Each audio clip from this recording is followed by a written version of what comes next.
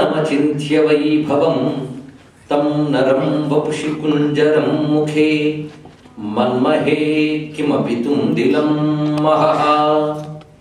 శరణం కరవాణి శర్మదం తే చరణం వాణి చరాచరోపజీవ్యం కరుణామసృణైఃకటాక్షపాతైః కురు మాం అంబకృతార్థ సార్థవాహం. శారదా శారదాంభోజవదనా వదనాంబుజే సర్వదా సర్వదాస్మాకం సన్నిధిః సన్నిధిం క్రియాత్. విమలపటీ కమలపుటీ పుస్తక రుద్రాక్షసస్తహస్తపుటీ కామాక్షి పక్ష్మలాక్షి కలిత విపంచీ విభాసి వైరించి వాగర్థావివ సంపృక్తౌ వాగర్థ ప్రతిపత్తయే జగతః పితరౌ వందే పార్వతీ పరమేశ్వరౌ. గురవే సర్వలోకానాం భిషజే భవరోగిణాం నిధయే సర్వవిద్యానాం దక్షిణామూర్తయే నమః. నారాయణ సమారంభాం వ్యాస శంకర మధ్యమాం అస్మదాచార్య పర్యంతాం వందే గురు పరంపరాం. నారాయణం నమస్కృత్య నరం చైవ నరోత్తమం దేవీం సరస్వతీం వ్యాసం తతో జయముదీరయేత్. విఘ్నేశ విధిమార్తాండ చంద్రేంద్రోపేంద్రవందిత నమో గణపతే తుభ్యం బ్రహ్మణాం బ్రహ్మణస్పతే. శివాయ గురవే నమః. శివాయ గురవే నమః. శివాయ గురవే నమః. శివాయ గురవే నమః. శివాయ గురవే నమః. శివాయ గురవే నమః. శ్రీమాత్రే నమః. శ్రీమాత్రే నమః. శ్రీమాత్రే నమః. శ్రీమాత్రే నమః. శ్రీమాత్రే నమః. శ్రీమాత్రే నమః. శ్రీ విష్ణు రూపాయ నమః శివాయ. శ్రీ విష్ణు రూపాయ నమః శివాయ. శ్రీ మహాగణపతయే నమః. శ్రీ మహాగణపతయే నమః. శ్రీ మహాగణపతయే నమః. శ్రీ మహాగణపతయే నమః. శ్రీ మహాగణపతయే నమః. శ్రీ మహాగణపతయే నమః. నమో మహద్భ్యో ఋషిభ్యో గురుభ్యో నమః. శ్రీ మహావల్లభ గణపతి పాదపద్మాలకు నమస్కరిస్తూ ఇతర పరివార దేవతలకు కూడా అంజలిస్తూ ఈ రోజున ఇక్కడ ప్రసంగించడం నా భాగ్యంగా నేను భావిస్తూ ఉన్నాను. ఎందుకంటే అమెరికాకి నేను వస్తూ ఇప్పటికి 6 ఏళ్ళు అవుతున్నప్పటికీ ఇక్కడ స్వామిని దర్శించాలి, ఇక్కడ మాట్లాడాలి అనే కోరిక నాకు ఉండేది. ఎందుకంటే ఈ ఆలయానికి ఉన్న ప్రత్యేకత మహిమ నేను చదవడం చేత స్వామిని చూడాలని అనుకున్న నాకు ఆ కోరిక 2 ఏళ్ల క్రితం తీరింది.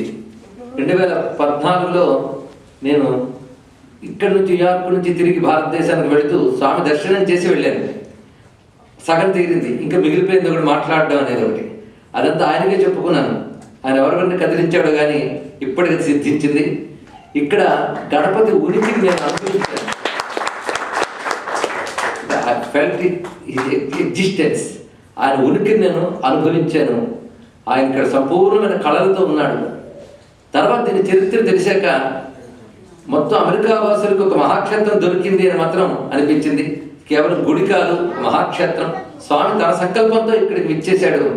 చిత్రం ఏంటంటే అమెరికాలో మొదటి గుడి ఇది, నిర్మాణమైన మొదటి గుడి ఇది.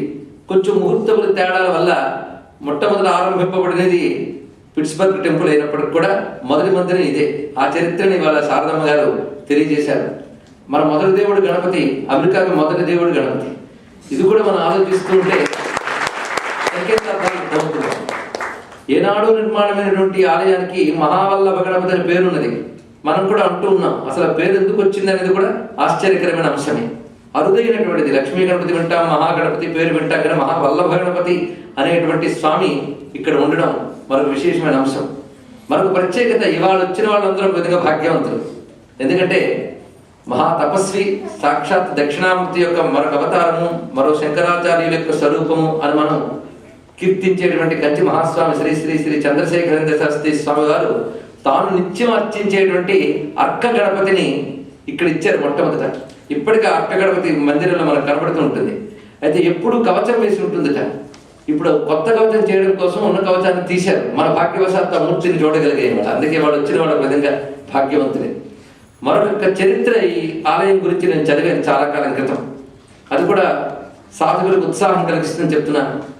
ఫ్రాంక్ మొరాలిస్ అనేటువంటి ఒక అమెరికన్ తన 14వ ఏట ఊరికినే న్యూయార్క్ వీధుల్లో తిరుగుతున్నవాడు ఉగుసుపోక ఆలయంలోకి ప్రవేశించాడు. అంతే అతడి ఆలోచన దృక్పథంలో మార్పు వచ్చింది. ఒక్కొక్క జీవుడికి ఒక్కొక్క సంస్కారం. స్వామి ప్రదక్షిణ చేసి ఇప్పుడు వెంకటేశ్వర స్వామిని చూసిన వెంటనే అతడు ఆకర్షితుడై అక్కడ కూర్చొని ధ్యానంలోకి వెళ్ళి ఒక అనుభూతిని పొందాడు 14వ ఏట. అప్పటి నుంచి అతడు అనుకున్నట్ట, నేను హిందూ ధర్మానికి చెందినవాడిని, పుట్టుక ఏదైనప్పటికీ అని నిర్ణయించుకుని అప్పటి నుంచి వెంకటేశ్వర భక్తుడిగా మారి హిందూ గ్రంథాలను పరిశీలించడమే కాకుండా వయసుతో పాటు ప్రజ్ఞాపరిణతి పెరుగుతున్న కొద్దీ అతడు మొత్తం వరల్డ్ ఫిలాసఫీస్ మీద రీసెర్చ్ చేసి హిందూ ఫిలాసఫీలో గొప్పతనం తెలిసి ఆయన తన పేరు మార్చుకున్నాడు. ధర్మ ప్రవర్తక ఆచార్య అని పేరు మార్చుకుని సనాతన ధర్మ పరిరక్షణ ఉద్యమిస్తున్నాడు, పెద్ద సంస్థ స్థాపించి. అలాంటి తన పేరే తాను మర్చిపోయినటువంటి ఫ్రాంక్ మొరాలిస్ కి ఒక హిందూ ధర్మ ప్రబోధకునిగా మార్చినటువంటి వల్లభుడికి నమస్కారం చేసుకున్నాం. అందుకు ఇక్కడ అనేక క్షేత్రాలు ఉన్నాయి, తపోభూములు ఉన్నాయి. తృప్తిగా ఈ దేశంలో మీరు ఉండవచ్చు. మనకు వచ్చేస్తే మన దేవుళ్ళు కూడా మన కోసం వస్తున్నారు. ఇంకేం కావాలి ఇక్కడ? అలా అనుగ్రహిస్తున్నారు. ఇలాంటి చోటు గణపతి వైభవాన్ని చెప్పాలి అంటే, గణపతి వైభవం అనగానే ఏదైనా పూజ చేసేటప్పుడు మొట్టమొదట తమలపాకులో పసుపు ముంత పెట్టి గణానంతో పెట్టి పక్కన పెట్టేస్తాం. అలాగే కాసేపు గణపతి చెప్పుకుందామంటే సరిపోతుంది. గణపతి అలా పక్కన పెట్టేయాల్సిన దేవుడు కాదు, ఎప్పుడూ ఉండాల్సినటువంటి దైవం. గణపతి గురించి ఆలోచన చేస్తే భారతీయ సంస్కృతిలో గణపతిని ప్రతి దేవతా భక్తులు ఆరాధించి తీరాలి, అది విధానం. కానీ గణపతికే ప్రత్యేక భక్తులు మళ్ళీ ఉన్నారు ఇక్కడ. దీన్ని బట్టి మనకి గణపతి అందరి దేవతల్లో ఒకటిగా కాకుండా సర్వదేవ గణాలకి పతిగా పూరిపోబడుతున్నటువంటి ప్రధాన దైవం అనే బుద్ధితో ఉపాసించే విధానం ఉంటుంది. దాని గాణపత్యం అని అంటారు. హిందూ ధర్మం గురించి అవగాహనలో హిందూ ధర్మం ప్రధానంగా వేదాన్ని ఆధారం చేసుకుని విస్తరించినదైనప్పటికీ కూడా హిందూ ధర్మానికి 6 మతాలు ఉన్నాయి. మతం అంటే ఎవరి అభిష్టం ప్రకారం వారు ఉపాసన చేస్తే దాని పేరు మతం అని. హిందూ ధర్మం ఉపాసన మతం అన్నారు. అక్కడ మతం ఉపాసనకు సంబంధించింది. ఉపాసన శాస్త్రం ఏర్పరుస్తుంది. వాడు అభిష్టాన్ని అనుసరించి ఆ మార్గాన్ని అనుసరిస్తాడు కనుక వాడు అభిష్టమే మతం. మతం అంటే ఇట్స్ ఎన్ ఒపీనియన్, వాడి అభిప్రాయం. తనకి శాస్త్రంలో చెప్పిన మార్గంలో దేని మీద ఒక అభిప్రాయం ఏర్పడిందో దాన్ని అనుసరిస్తాడు. అలాంటి మతాలు మనకు 6 ఉన్నాయి. ఈ 6 మతాలు కూడా శైవం, వైష్ణవం, సౌరం, శాక్తేయం, గాణపత్యం, స్కాందం అంటూ మొత్తం 6. వీటిని షణ్మతాలు అని అంటారు. ఇక్కడ మతాలు ఆరైనప్పటికీ కూడా ధర్మం మాత్రం ఒకటే, అది హిందూ ధర్మం. కనుక అనేక మనం చెప్పుకున్నాం. ఈ 6 మతాలు కొమ్మలైతే హిందూ ధర్మం వృక్షం. ఈ వృక్షాన్ని ఆధారం చేసుకుని 6 మతాలైన కొమ్మలు, శాఖలు ఉన్నాయి ఇక్కడ. శాఖలు ఎన్నైనా వృక్షం ఒకటే, ఫలం ఒకటే, అది గ్రహించాలి. అది మొట్టమొదటి గ్రహించి 6ంటిని ఒక దగ్గర సమీకరించి చెప్పినటువంటివి వేదములు, తర్వాత వ్యాస భగవానుడు. ఆ తర్వాత కలి ప్రభావం చేత విభేదాలు అనేవి ఎక్కువ ఏర్పడిపోతూ ఈ 6 వేరువేరుగా భావిస్తున్న సమయంలో ఈ 6 ఒక చెట్టు కొమ్మలేనైనా మీరు ఆవేశపడి ఈ కొమ్మ బాగుంది, నా కొమ్మను నరికితే చెట్టు దెబ్బతింటుంది, 6ంటిని కాపాడుకోండి అని చెప్పిన వాడు ఆదిశంకర భగవత్పాదుల వారు. అందుకే అక్కడ షణ్మత స్థాపనాచార్య అని పేరు కూడా ఉన్నది. పంచాయతనంలో కూడా మీరు ఏ ఇష్టదైవాన్ని కొలిచినా 5గురిని మాత్రం తప్పకుండా కొలవండి. అగ్నిహోత్రం ఎలా ఉంది కనుక సుబ్రహ్మణ్యుడిని చేసినట్లే అని తెలియజేశారు ఆదిశంకర భగవత్పాదుల వారు. పునరుద్ధరణ చేశారు పంచాయతన విధానం. ఆ పంచాయతనంలో గణపతిని అభిష్టదేవంగా పెట్టుకుంటే గాణపత్య పంచాయతనం. ఇప్పుడు మనం ఉన్నది ఆలయంలో గణపతి పంచాయతన మందిరం ఇది. అది గణపతి ప్రధానంగా ఉంటాడు.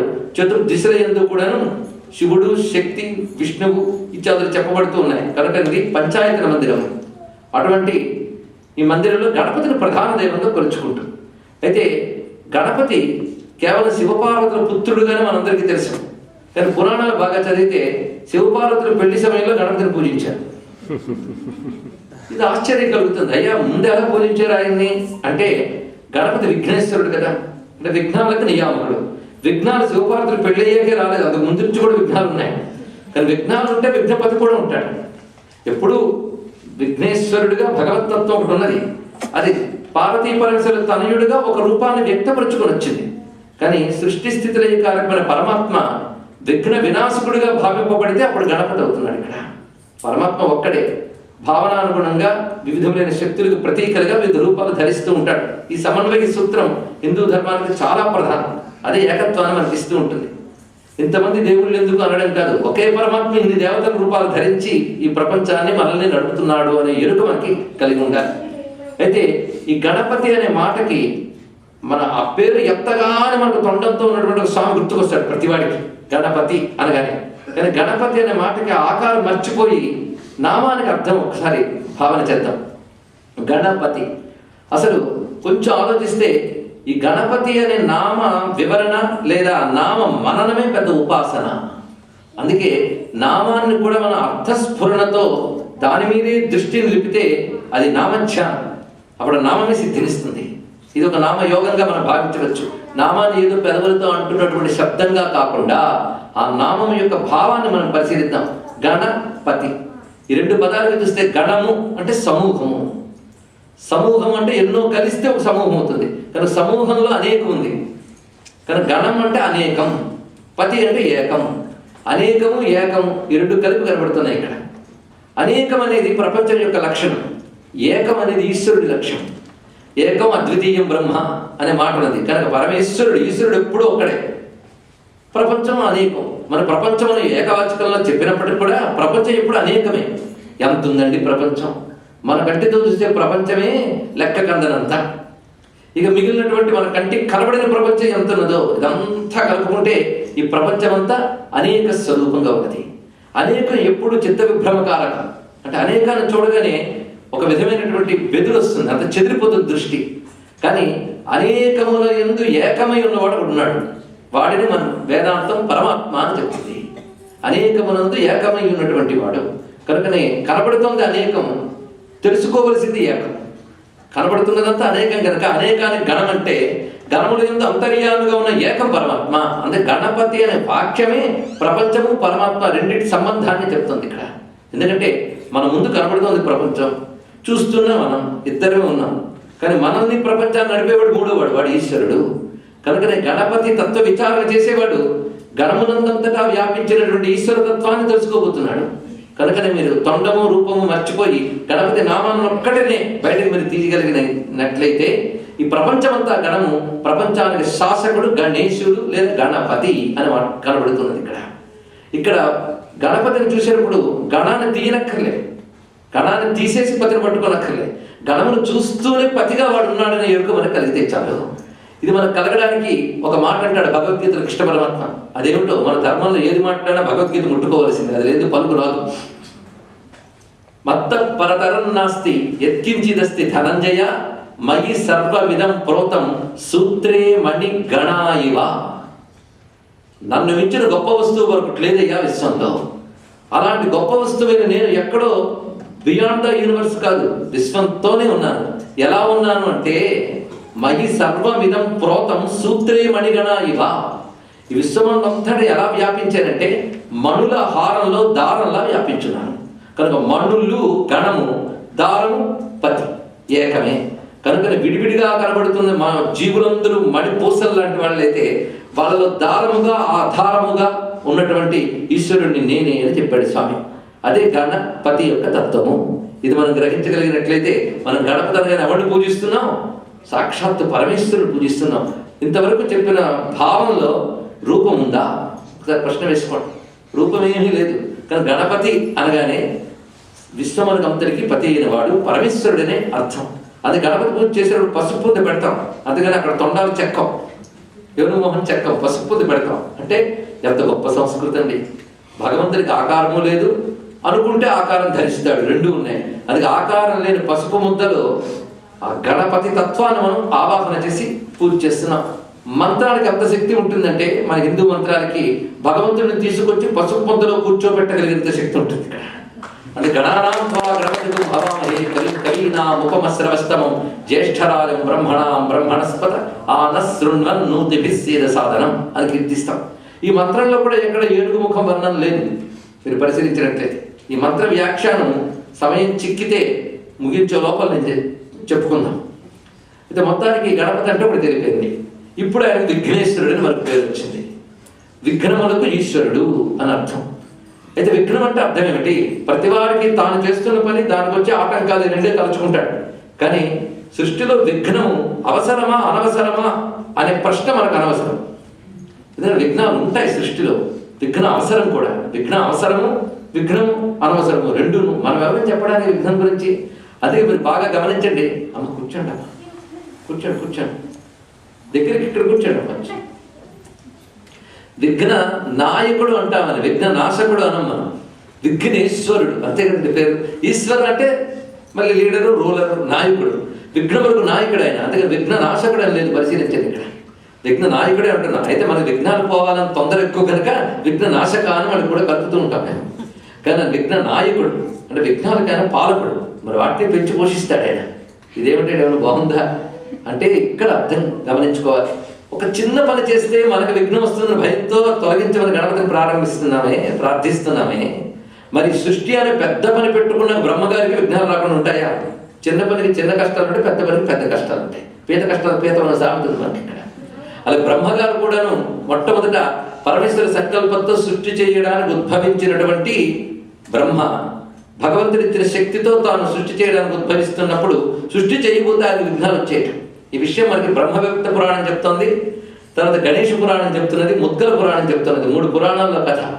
ఇంతేకాకుండా గణేష తాపిని ఉపనిషత్తు అని ఉపనిషత్తులో కూడా ఈ కథ కనబడుతుంది. ఇక్కడ మొట్టమొదట బ్రహ్మగారికి సృష్టి చేయబోతుంటే విఘ్నాలు ఏర్పడ్డాయి. ఇది గణేష ప్రథమావిర్భావ ఘట్టం చెప్తున్నాడు, చాలా రమ్యమైనది.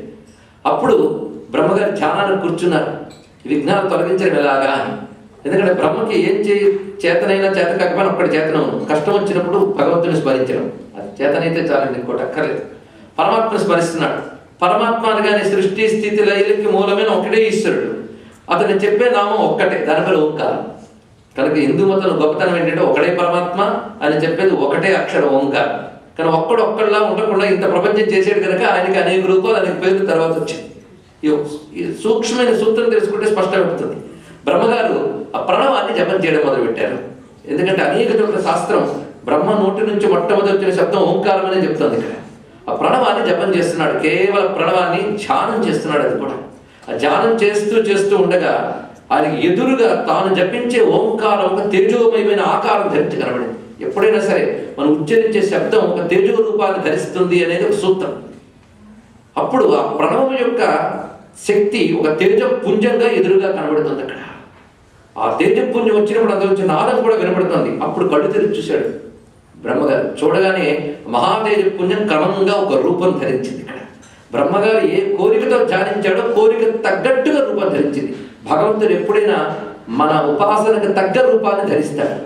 ఏ రూపం లేనివాడు మన ఉపాసనకు అనుగుణంగా ధరిస్తాడు. అది ఉపాసకానాం కార్యార్థం బ్రహ్మణో రూపకల్పన అనే వాక్యం పెద్దవాళ్ళు మనకి చక్కగా చెప్తున్నారు. ఇప్పుడు ఉపాసకుడు ఎవడు? బ్రహ్మ. ఆయన కార్యం ఏంటి? విఘ్న నివారణ. దానికోసం రూపకల్పన. రూపకల్పన ఎవరు చేస్తున్నారు? ఈయన చేయట్లేదు. ఆ ప్రణవతత్వమే రూపం తెచ్చుకుంటుంది. చూస్తూ ఉంటే క్రమంగా రూపము ఏనుగు ముఖంతో బలుపైనటువంటి తేజస్సుతో గోచరించింది ఎదురుగా. దీన్నే తుందిలం మహా అన్నారు. తుందిలం అంటే బలుపు, మంచి పుష్టికరమైనటువంటి తేజస్సుతో గోచరించింది. తం నరం వపుషి గుంజరం ముఖే. తం నరం వపుషి. వపుషి అంటే శరీరం అంతా కూడాను నరాకారం, శిరస్సు గజాకారం, గుంజరం ముఖే. ఆ రూపం ధరించింది. అంటే ఓంకారం ఒక రూపం ధరిస్తే అది ఏనుగు వదనంతో మంచి పొట్టతో పుష్టిగా ఉంటుందన్నమాట. ఇక్కడ ఓంకారం ధరించిన మొదటి రూపం ఆ విధంగా గోచరించింది. గోచరించగానే చూసి నమస్కరించాడు బ్రహ్మగారు. అప్పుడు ఆ గజవదనుడు అంటే ఓంకారమే మొదట గజవదన రూపంలో గోచరించింది. ఎందుకంటే విఘ్నాలు తొలగించడానికి గోచరించింది. గోచరించిన స్వరూపం ఏం చేసిందంటే, నీకు మంత్రోపదేశం చేస్తున్నాం పుచ్చుకో అని గణపతికి మంత్రోపదేశం చేశాడు. ఎందుకంటే విఘ్నాలు తొలగించడం అనే ప్రయోజనం నెరవేర్చడానికి కావలసిన మంత్రాన్ని ఉపదేశిస్తున్నాడు. ఆ మంత్రం పేరు వక్రతుండ మంత్రము. వక్రతుండ మంత్రం అని. సరిగ్గా మనందరం చదువుతుంట వక్రతుండ మహాకాయ సూర్యకోటి సమప్రభా నిర్విఘ్నం కురుమే దేవ సర్వకార్యేషు సర్వదా. ప్రసిద్ధి చెందిన శ్లోకం వెనకాల చూడండి, బ్రహ్మం కనబడిన రూపం ఉంది. వక్రతుండ మహాకాయ సూర్యకోటి సమప్రభ. వక్రతుండంతో పెద్ద శరీరంతో కోటి సూర్యులు తేజస్సును వెదజల్లుతున్న ఒక మహాపుంజం. అటువంటి ఆ తేజస్సు వక్రతుండ మంత్రాన్ని ఇచ్చింది. ఈ వక్రతుండ మంత్రానికి అర్థం ఏంటంటే వక్రతుండ అంటే వంకర కలిగిన తుండము కలవాడు, ఇది దీని యొక్క అర్థం. అప్పటికి మనం గణపతి గురునామాలు అయిపోయాయి. గణపతి, విఘ్నేశ్వర, వక్రతుండ, వంకర కలిగిన తుండము కలవాడు, ఇది అర్థం. అయితే అది సగుణ రూపానికి సరిపోతుంది కనుక దేవతకు ఒక పేరు పెట్టినప్పుడు అది సగుణ రూపానికి సరిపోవాలి, ఆయన నిరాకారతత్వానికి సరిపోవాలి, అప్పుడే మంత్రం అవుతుంది. ఇది ఆలోచించాల్సిన అంశం. అది ఒక నామాన్ని పట్టుకుని మనం భావన చేస్తూ ఉంటే ధరించుకోవచ్చది. వక్రాన్ తుండగితి ఇది వక్రతుండ, ఇది అర్థం చెప్తుంది శాస్త్రం. చూడండి, ఒకటి వంకరతుండం కలవాడు అంటే రెండో అర్థం ఏంటంటే వక్రాన్, వక్రము అంటే వంకర, వంకరలను తుండగితి ముక్కలు చేయువాడు అని అర్థం. ఇక్కడ వంకరలను తొలగించేవాడు వక్రతుండు. అప్పుడు అర్థం మార్పించాడు. ఇక్కడ వంకరలు అంటే ఏమిటి? నేను చెప్పేది అన్నాడు ఆయన. ఎన్ని వంకరలు ఉంటాయండి? వంకర అంటే ఏం లేదు, ఒకటి స్ట్రైట్గా పని జరిగిపోతూ ఉంటే ఏదో ఆటంకం వస్తే వంకర వస్తుంది ఇక్కడ.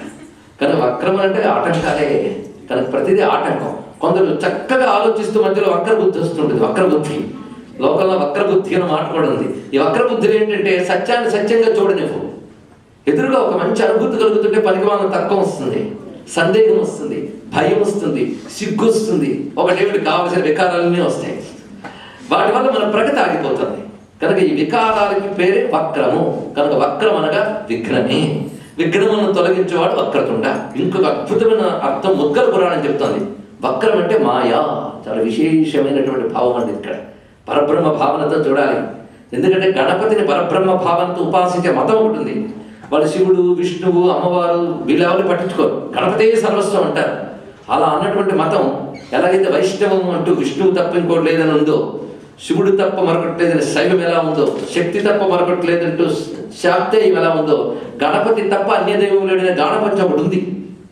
మన వైపు పెద్దగా తెలియదు. మన వైపు అంటే అమెరికాలోని కాదు నేను చెప్పేది. మన ప్రాంతాల్లో తెలుగునాట కానీ, తమిళనాట కానీ, కర్ణాటక ప్రాంతాల్లో తెలియదు. అది గణపతి అంటే ఇష్టం మాత్రం అందరికీ ఉంది. ఎందుకంటే గణపతిని పరమాత్మకు ఉపాసించకపోయినా గణపతిని ఉపాసించకుండా ఎవరిని ఉపాసించరు, అది మాత్రం గుర్తుపెట్టుకోండి ఇక్కడ. కానీ గణపతిని సర్వస్వంగా ఉపాసించే క్షేత్రం నేను చూశాను. అక్కడ గాణపత్య పీఠం ఉంది. అది పూణే దగ్గర మోర్గావ్ అనే ప్రాంతంలో గాణపత్య పీఠం ఉంది. గాణపత్య పీఠం దగ్గర శ్లోకం చూశాను. అది హరిహర రవి బ్రహ్మ జనకం అన్న శ్లోకంలో చెప్పారు. అక్కడ ఆశ్చర్యకరమైన అవసరం అంటే గణపతి హరి, హర, రవి, బ్రహ్మ, జనకం వీళ్ళందరికీ మూలం ఉంటాయి. ఇదేమిటండి? మీరు వాళ్ళని అడిగితే వేద ప్రమాణంతో చూపించారు. నాకు ఆశ్చర్యపోయాను. అంటే శివుడు కాదు, విష్ణువు కాదు, అంతా గణపతి అనమాట. అంతా గణపతి అనుకుంటే పర్వాలేదు, కానీ శివుడు కాదు, విష్ణువు కాదని మాత్రం అనుకోకండి. అంటే దీని అర్థం ఏంటంటే సర్వదేవతాత్మకమైన పరమాత్మ ఒకడు ఉన్నాడు. ఆయన నువ్వు గణపతిగా చూస్తే అంత గణపతిగా కనబడుతుంది ఇక్కడ అని. అంటే గణపతి వక్రతుండు అన్నప్పుడు వక్రం మాయా తం తుండయతి ఇది వక్రతుండ అన్నారు. మాయను తొలగించువాడు, ఇది ఇక్కడ అర్థం. ఎందుకంటే మాయ వంకర, దానికి మించిన వంకర మరొకట్లేదు. ఈ మాయా వికారం వల్లనే మనం పరమాత్మను తెలుసుకోలేకపోతున్నాం. ఈ వక్రమైన మాయని వదిలించడం మహా కష్టం. ఎందుకంటే ఒకదాన్ని మరొకటిగా చూపించేది వంకర. సత్యమైన భగవతత్వాన్ని తెలియకుండా మిథ్యైన జగత్తునే సత్యంగా చూపించేది మాయ. ఇది వేదాంత భాష. ఒక్క మాటతో అర్థం చేసుకునే వాళ్ళకి ఇది ఎలా చెప్తామండి? కనిపించింది ప్రపంచము, పరమాత్మ కనిపించట్లేదు కాబట్టి కనిపించేది సత్యం అవుతుంది, కానీ కనిపించేది ఎలా సత్యం అవుతుంది అని అంటే సైన్స్ ఒప్పుకోదు. ఎందుకంటే భూమి కదలకుండా ఉన్నట్టు కనిపిస్తుంది, సూర్యుడు కదులుతున్నట్టు కనిపిస్తుంది. కనుక మీరు సిద్ధాంతీకరిస్తారా? భూమి కదలదు, సూర్యుడు కదులుతాడు అని అంటే కనిపిస్తుంది అదే. కానీ సైన్స్ ఏం చెప్తుంది? లేదయ్యా భూమి కదులుతుంది, సూర్యుడు కదలడం లేదని యాక్సెప్ట్ చేసేవా లేదా? నువ్వు నీ ఎక్స్పీరియన్స్ ఒకటి వేరే అయినప్పటికీ కూడా సైన్స్ చెప్తేనే ఒప్పుకుంటున్నావు. అంటే సైన్స్ కరెక్ట్గా ఉంటుందని నువ్వు అనుకుంటున్నావు కనుక అది అనుకుంటున్నావు అంతే. ఇక్కడ అలాగే కనబడుతున్నది సత్యం కాదు, కనబడేది సత్యం ఒకటి ఉంటుంది, కనబడేది అసత్యం కూడా కావచ్చు. అదేవిధంగా సర్వం భగవన్మయం అయినప్పటికీ అది తప్ప అన్నీ కనబడటమే మాయ. ఇక్కడ మాయ అంటే మరేంటే కాదు, ఈశావాస్య విధం సర్వం అయినప్పటికీ ఈశ్వరుడు తప్ప అన్నీ కనబడటమే మాయ. ఆ మాయిపోయి అంతా ఈశ్వరుడిగా కనబడితే అదే మోక్షం. మరేం లేదండి, సింపుల్. చెప్పినంత సింపుల్ కాదయ్యా అన్నాడు. ఎందుకంటే ఇది నీ మాయ అయితే నువ్వు తీసేయగలవు, ఇది నా మాయగా తీయలేవు అన్నాడు. ఇక్కడ దైవీ ఏషా గుణమయి మమ మాయా దురత్యయ, దీన్ని దాటలేవు అన్నాడు. దాటలేవని భయపడతాడు మొదటి వాక్యంలో, నేను దాటిస్తానంటాడు రెండో వాక్యం. వెంటనే మామేవ ఏ ప్రపంచంతే మాయామేతాం తరంతితే, వెంటనే చెప్పాడు ఇక్కడ. కనుక మాయని నేనే తొలగిస్తాను అన్నప్పుడు వక్రమైన మాయను తొలగించేవాడెవడో వాడు వక్రత ఉంటాడు. ఇది తెలుసుకుంది. అది మాయని నియమించి మాయని తొలగించేవాడెవడో వాడు వక్రత ఉంటాడు.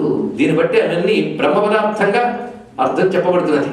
ఇలా గణపతి మొట్టమొదటి కనబడింది బ్రహ్మగారికి. ఇంకేమున్నది ఇక్కడ? ఇంకా అప్పటికి పార్వతీ పరమేశ్వర వివాహాలు ఏం జరగలేదు. మొట్టమొదటి కనబడింది బ్రహ్మగారికి. అయితే ఈ గణపతి మొట్టమొదటి బ్రహ్మ కనబడినటువంటి దానికి కాలం ప్రకారం లెక్క కట్టుకు ముహూర్తం పెట్టారు. అది మాఘ కృష్ణ చవితి, మాఘమాసం బహుళ చవితి, బహుళ కృష్ణపక్షం అంటే ఆఫ్టర్ పూర్ణిమ వచ్చేటువంటి చవితి. ఇది మొట్టమొదట బ్రహ్మగారికి గణపతి కనబడినటువంటి తిథిగా నిర్దేశించారు. కాలాన్ని లెక్క కట్టేవాడు. అందుకే అది సంకష్టహర చతుర్థి అనే పేరుతో గణపతి ఆరాధనకు ఉపయుక్తమవుతుంది. ఎందుకంటే బ్రహ్మగారి కష్టాలన్నీ పోగొట్టింది కనుక. అది అంత పెద్ద ఆయన కష్టాలు పోగొట్టినప్పుడు మన కష్టాలు ఎంత అండి, సులభంగానే పోగొడతాడు ఇక్కడ. అందుకు స్వామివారిని మనం మొట్టమొదటి ఆవిర్భావం తెలుసుకున్నా. దీనిపైన వక్రతుండావతారము అని. ఇప్పుడు ఆ తత్వం రూపం ధరించి ఏనుగు ముఖంతో కనబడుతున్నదయ్యా అని చూపించారు. ఆ ఏనుగు ముఖం ఏమిటయ్యా అంటే అది ప్రణవ స్వరూపం అని చెప్తున్నారు ఇక్కడ. అది ఓంకార స్వరూపమే అని. ఈ ఓంకార స్వరూపం గురించి భావన చేస్తే మహానుభావుడు ముత్తుస్వామి దీక్షితుడు కూడా ప్రణవస్వరూప వక్రతుండం, సరిగ్గా పదం ఎక్కడ వాడాడు చూడండి. ప్రణవస్వరూప వక్రతుండం నిరంతరం నిటల చంద్రఖండం నిజవామకర విదుతేక్షుదండం కరాంబుజపాస బీజాపూరం కలుష విదూరం భూతాధారం హరాది గురుభుగ తోషిత బింబం హంసధ్వని భూషిత హేరంబం వాతాపి గణపతిం భజేహం అని కీర్తించాడు. అక్కడ ప్రణవస్వరూప వక్రతుండం పక్క పక్కన పెట్టాడు. ఎందుకంటే మంత్రసిద్ధుడు ముత్తుస్వామి దీక్షితుడు, మామూలు పాటల కంపోజర్ కాడే, మంత్రసిద్ధుడు కనుక తాను దర్శించిన ఒక రూపాన్ని అక్కడ చూపిస్తున్నాడు. అక్కడ ప్రణవస్వరూపమే వక్రతుండము అని. ఇప్పుడు ప్రణవస్వరూపం అనగానే హిందువులందరికీ ఓంకారం రాస్తే ఎలా రాస్తారు? ఒక 3 పెడతారు, ఒక తొండం పెడతారు, పైన అర్ధచంద్రుడు పెడతారు. ఇది ఏ భాషకు సంబంధించిన స్క్రిప్ట్ చెప్పండి? ఏ భాషకి కాదు. ఎవడైనా ఓంకారం అంటే ఇలా రాయవలసిందే. అంటే దీని నుంచి జన్యమైన దేవనాగరిలో మనం కొంతమంది కనబడుతుంది. కానీ దేవనాగరిలో కూడా ఓం అన్నప్పుడు ఇలా రాయరు. 3 పెట్టి తర్వాత గీత పెట్టి గీతకు పైన ఒక తొండం నడుపు పెడతారు. కానీ నిజానికి మనం సాధారణంగా ఓంకారంలో 3 తొండము అర్ధచంద్రుడు అనేది భాషకు సంబంధించిన అంశం కాదు. బాగా పరిశీలిస్తే ఓంకారం లిపి రూపంలో చూపిస్తే అది అవుతుంది, అంతే కదా. ఇప్పుడు అది చూడగానే మన నోటంటే ఓం వస్తుందా లేదా అంటే లిపి మనల్ని ఆ ప్రణవాన్ని గుర్తు చేస్తుంది ఇక్కడ. కనుక లిపి ప్రణవము అభేదం అవుతుంది ఇక్కడ. ఆ ఓం అనే దానికి లిపి ఎలాంటిదో ఓం తత్వానికి ఆకారం కూడా అలాంటిది. ఆ లిపికి ఒక మీరు ఆకారం ఇస్తే పరిశీలించండి. మొట్టమొదటి అలా తిరిగినటువంటి వృత్తము ఆయన వదనం అయితే, ఆ తర్వాత వచ్చినటువంటిది ఉదరం అయితే, తర్వాత తొండం వచ్చింది, దాని తర్వాత పైన అర్ధచంద్రుడు మోదకం లెక్క.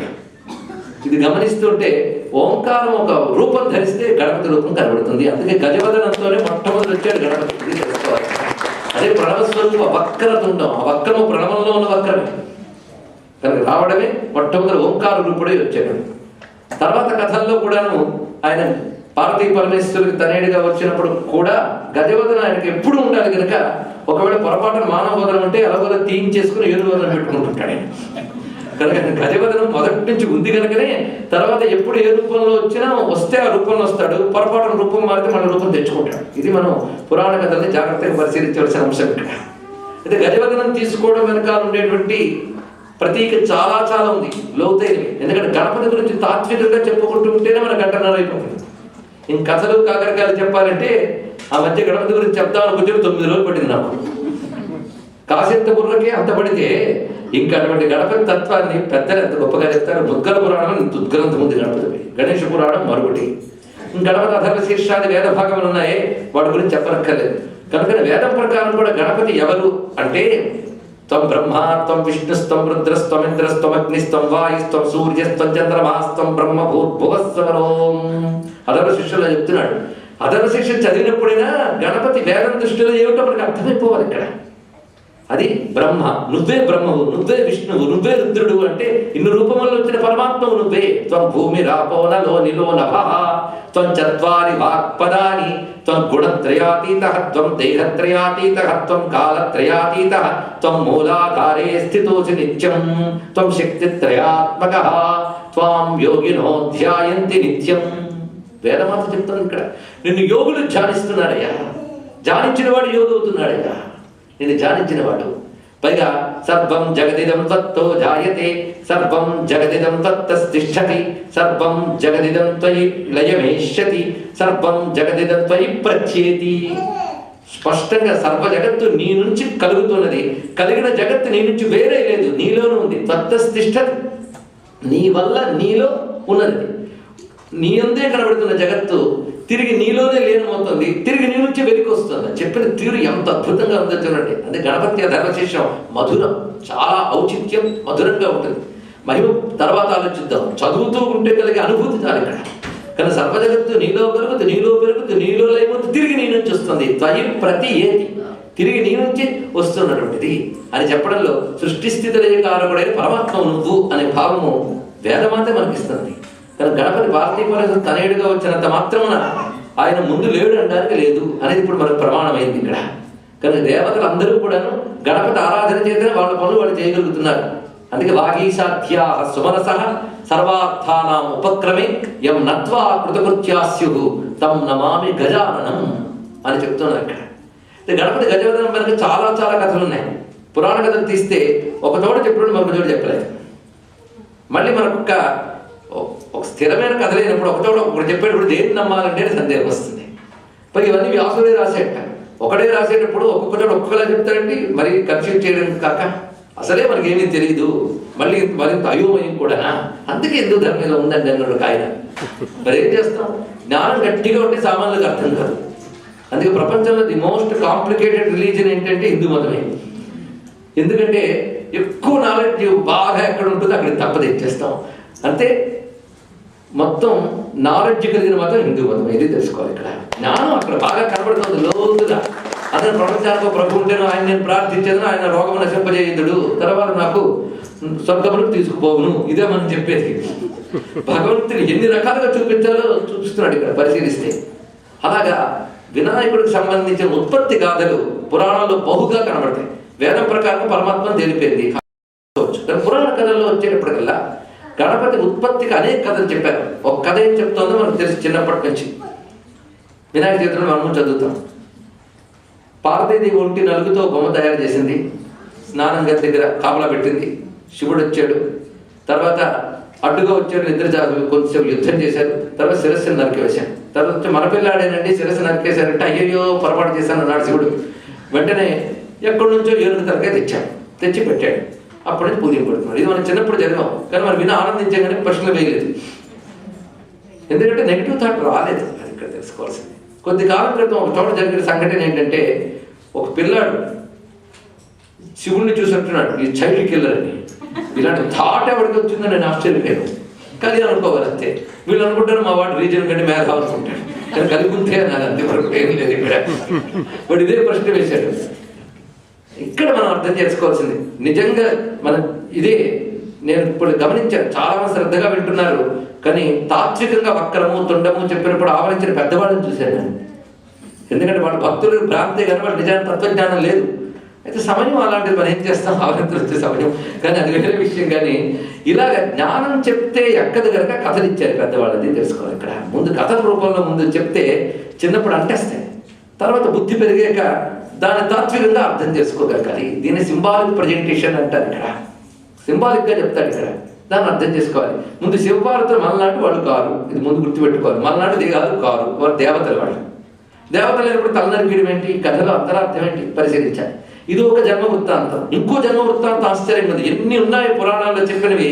ఇప్పుడు నాకు అందినంత మేరకు కొద్దిగా క్లుప్తీకరించి చెప్పుకుంటే, మరొక చోట కైలాసంలో గోడ మీద ఒక ప్రమథగణానికి చెందిన చిత్రకారుడు ఓం అని గీశాడు. పెద్దది అద్భుతంగా బొమ్మని ఓం అని రాస్తే పార్వతీదేవి వాక్యానికి వెళుతూ దాన్ని చూస్తూ అలా ఉండిపోయింది ధ్యానం చేస్తూ. అప్పుడు అందులోంచి గణపతి ఉత్పన్నమైనట్టు వర్ణించింది పురాణం. దీనిలో స్పష్టంగా చెప్తున్నది గణపతి స్వరూపం అని. ఇంకో పురాణ కథ ఏం చెప్తుందంటే, పార్వతీదేవి ఆ ఓంకార స్వరూపం తన తనయుడు కావాలి అని చెప్పి ఒక వ్రతం చేసింది. ఆ వ్రతానికి సంతోషించి ఆ ప్రణవ స్వరూపము ఒక మూర్తి ధరించి మాతృగర్భం నుంచి ఉత్పన్న అవ్వాలి అనుకున్నది. సింధురాసురుడు ఒక రాక్షసుడు ప్రపంచానికి కంటకంగా తయారైతే అతన్ని సంహరించడానికి ఉద్భవించబోతున్నాడు ఈయన. అయితే నన్ను చంపడానికి పుడుతున్నాడు అని తెలుసుకున్న రాక్షసుడు మాయాశక్తితో వాయు రూపంలో పార్వతి గర్భంలోకి ప్రవేశించి గర్భస్థ శిశువు యొక్క శిరస్సును తీసేశాడు. అది నెలలు నిండినప్పుడు అప్పుడు శిరస్సు వేరు పుత్రుడు పుట్టాడు. అది చూసి అమ్మ బాధపడితే అప్పుడు విష్ణువు అమ్మవారి సోదరుడు అతను ఆయన ఉత్తరం వైపు నుంచి తెలుస్తున్నటువంటి ఏనుగు యొక్క శిరస్సు ఖండించి తెచ్చి పెట్టాడని పురాణ కథ. ఇంకో పురాణ కథ చదివాను, అది ఆశ్చర్యం కలిగింది. అది ఆశ్చర్యకరంగా అమ్మవారికి పుత్రుడు కలిగాడు వ్రతం చేస్తే. ఆ పుత్రుడికి మామూలుగా మానవ శిరస్సు అందంగా ఉన్నాడు. ఆయన పుట్టినరోజు చేశాడు. పుట్టినరోజు చేసినప్పుడు అందరూ వచ్చారు చూడడానికి. మరి శివపార్వతి తనయుడు పుట్టినరోజు అంటే మరి ఉత్సాహం కదా, అందరూ వచ్చారు. గ్రహాలు వచ్చాయి, అందులో ఒక ఆయన ఉన్నాడు శని. ఆయన గారికి వస్తాను నక్కి నక్కి వస్తున్నాడు. పార్వతీదేవి అడిగారు, ఏంటి ఇంత నక్కి నక్కి వస్తున్నా, ఉత్సాహంగా రా అంటే, నాకు ఉత్సాహం కానమ్మా, నా చూపుకో లక్షణం ఉంది, అది చూస్తే దేనికైనా ప్రమాదం. నేను బాగా చూడాలని అనుకుంటాను కానీ నా చూపులో దుర్లక్షణం ఉంది, అది దేని మీద పడితే అక్కడ నెగిటివ్ జరుగుతుంది, అని ఏం చేయమంటాం. ఏం పర్వాలేదు రా అందుట. అమ్మ మాట ఆధారం చేసుకుని వచ్చి చూశాడు. శని చూపు పడగానే ఆయన శిరస్సు పడిపోయింది పిల్లవాడికి. అప్పుడు అమ్మవారు బాధపడ్డారు. శని అన్నాడు, ముందే చెప్పాను నన్ను ఏం చేయమంటే నా చూపు లక్షణం అది. అప్పుడు విష్ణువు బయలుదేరి చక్కని శిరస్సును తీసుకొచ్చి పెట్టాడని బ్రహ్మవేత్త పురాణంలో కనబడుతుంది కథ. ఇప్పుడు ఎన్ని కథలు చెప్పాము, ఇలా చెప్తుంటే 2 రోజులు పడుతుంది నాకు. మొత్తం ఒక్కడ అర్థం ఏంటంటే ఒక కథ అన్నట్టు కథ లేదు. అయితే ఏదో ఒకటి జరగాలి కానీ అన్ని ఎలా జరుగుతాయి అని ప్రశ్న వస్తుంది. అదేవిధంగా గణపతి తనంత తాను ఆవిర్భవించిన సందర్భాలు పురాణాలు మరికొన్ని చోట్ల కూడా కనబడుతున్నాయి. బ్రహ్మాండ పురాణంలోనే లలితాదేవి చరిత్రలో గణపతి ఆవిర్భావ ఘట్టం ఉంది. అలాగే త్రిపురాసుర సంహార సమయంలో గణపతి ఆవిర్భవించిన ఘట్టం గణేష్ పురాణం చెప్తుంది. అంటే గణపతి ఒకసారి ఆవిర్భవించడం కాదు, పలుమార్లు ఆవిర్భవించాడు. దీనికి విఘ్నాలు ఒకసారి వస్తాయా? ఎప్పుడెప్పుడు విఘ్నాలు వచ్చినప్పటికీ కూడా అప్పుడు దాన్ని తొలగించడానికి గణపతి వస్తాడు.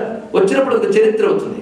ఆ పిలిచినవాడు మహర్షో దేవతలో అయితే అది మనం పారాయణ చేసుకునే గ్రంథం అవుతుంది.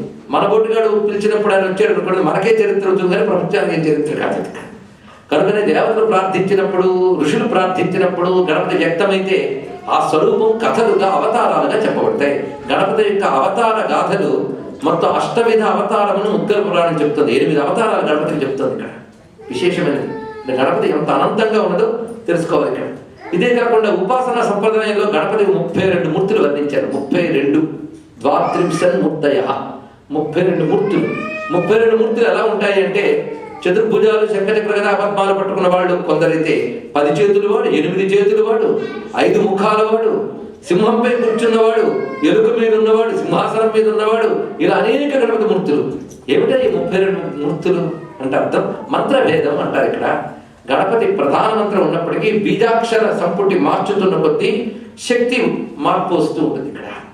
అలా గణపతిని ఒక్కొక్క శక్తిగా దర్శిస్తున్నప్పుడు ఒక్కొక్క మూర్తిగా దర్శనమిస్తుంటాడు. ఆ మంత్రం జపం చేసే వాళ్ళకి ఆ మూర్తి అనుగ్రహం లభిస్తుంది. అన్ని హిస్టరీల కింద చూడకూడదు, దేవతా రూపాలని హిస్టరీల కింద చూడకూడదు, ఉపాసన కింద చూడాలి. ఆ ఉపాసకుడికి ఆ రూపము సత్యం కాబట్టి ఆ రూపం నిజంగా ఉందా అంటే ఉంది. ఎవరికి? ఉపాసకుడికి, మనకు కాదు. ఇక్కడ ఆ ఉపాసకుడికి ఆ రూపం సత్యం ఉన్నది. గణపతి ఒక్కడే, వాడు ఆ మంత్రంతో ఉపాసించినప్పుడు ఆయనకు ఆ మూర్తిగా గోచరిస్తూ ఉంటాడు. ఇక్కడ ఉదాహరణకి ఒక నూతులో నీళ్లున్నాయి, మీరు చేదతో తోడుతారు. నుయ్యి చేద తెలుసు కదా, సంతోషం. నూతులో నీళ్లు తోడినప్పుడు చేద బకెట్, ఆ బకెట్ ఏ ఆకారం ఉంటే నీళ్ళు ఆకారంలో వస్తాయి. బకెట్ గుండ్రంగా ఉంటే నీరు గుండ్రంగా ఉంటుంది, బకెట్ స్క్వేర్గా ఉంటే నీరు స్క్వేర్గా వస్తుంది. స్క్వేర్ దేనిది? బకెట్దా నీటిదా? బకెట్దే, కానీ బకెట్ ఆకారంలో కనబడతాడు. అలాగే మంత్రం ఒక బకెట్ లాంటిది అయితే, భగవత్ శక్తి నీరు లాంటిది అయితే మంత్రానికి తగ్గట్టుగా భగవదాకారం లభిస్తుంటుంది. నీరు తెలుసుకోవడం. అలా వచ్చిన 32 ఉపాసనా రూపాలు, ఇక అవతారాలు, ఇవన్నీ కూడా మనకి ఆ భగవంతుడి మహిమను తెలుసుకోవడానికి పెద్దలు చెప్తూ ఉంటారు. మొత్తానికి ఇప్పుడు గణపతి ఆవిర్భావ కథలు సుమారు నేను మీకు 4 చెప్పాను. ఈ 4టిని మీరు గమనించితే అందులో కామన్ ఫ్యాక్టర్ తీసుకుందాం. ఇప్పుడు పురాణాన్ని ఎలా అప్రోచ్ అవ్వాలో చెప్తున్నాను. ఇక్కడ కామన్ ఫ్యాక్టర్ ఏంటంటే శివపార్వతుల యొక్క తనయుడు గణపతి, వాళ్ళిద్దరి యొక్క ఏకరూపం గణపతి. అది దాని కామన్ ఫ్యాక్టర్. అంటే మరి సృష్టికి ముందు కనిపించిన గణపతి ఎవరు అంటే ఓంకారం యొక్క స్వరూపమే. ఓంకారము ఈశ్వర స్వరూపము. ఆయన ప్రపంచంగా దానిని వ్యక్తపరిచినప్పుడు ప్రకృతి అనేది రెండవది కలిసింది. పరమేశ్వరుడు తన శక్తితో ప్రపంచాన్ని నిర్మాణం చేస్తారు కనుక శక్తికి ప్రకృతి అంటారు, పరమేశ్వరుడు పురుషుడు అంటారు. ఈ ప్రకృతి పురుషతత్వం ప్రణవంలో దాగి ఉన్నది. అది మొట్టమొదటి బ్రహ్మగారికి కనిపించిన రూపం. ఆ ప్రకృతి పురుషతత్వమే పార్వతీ పరమేశ్వరుల రెండు విడివిడి రూపాలైంది. వాళ్ళ యొక్క తనయుడు గణపతి అయినప్పుడు వాళ్ళిద్దరిని కలిపి గణపతి అయ్యాడు. అది తెలుసుకోవాలి. కానీ గణపతి అంటే పార్వతీ పరమేశ్వరుల ఏకతత్వము లేదా ప్రకృతి పురుషుల యొక్క ఏకత్వము అని అర్థం. అందుకే కేవలం ప్రకృతి వల్ల సృష్టి జరగదు, కేవలం పురుషుడి వల్ల సృష్టి జరగదు. రెండు కలిస్తేనే సృష్టి జరుగుతుంది. ఇది గ్రహించవలసిన ప్రధానమైన అంశం. ఇది మ్యాటర్ అండ్ ఎనర్జీ లాంటిది. రెండు కలిసి ఉంటాయి కానీ విడివిడిగా లేదు. ఇప్పుడు తీపి కావాలి, తీపి అనేది లడ్డు లేదా మైసూరు పాకు వీటి వల్ల రావాల్సిందే తప్ప నాకు లడ్డు వద్దు మైసూరు పాకు వద్దు తీపి కావాలి అంటే పదార్థం లేకుండా రుచి ఎలా వస్తుంది?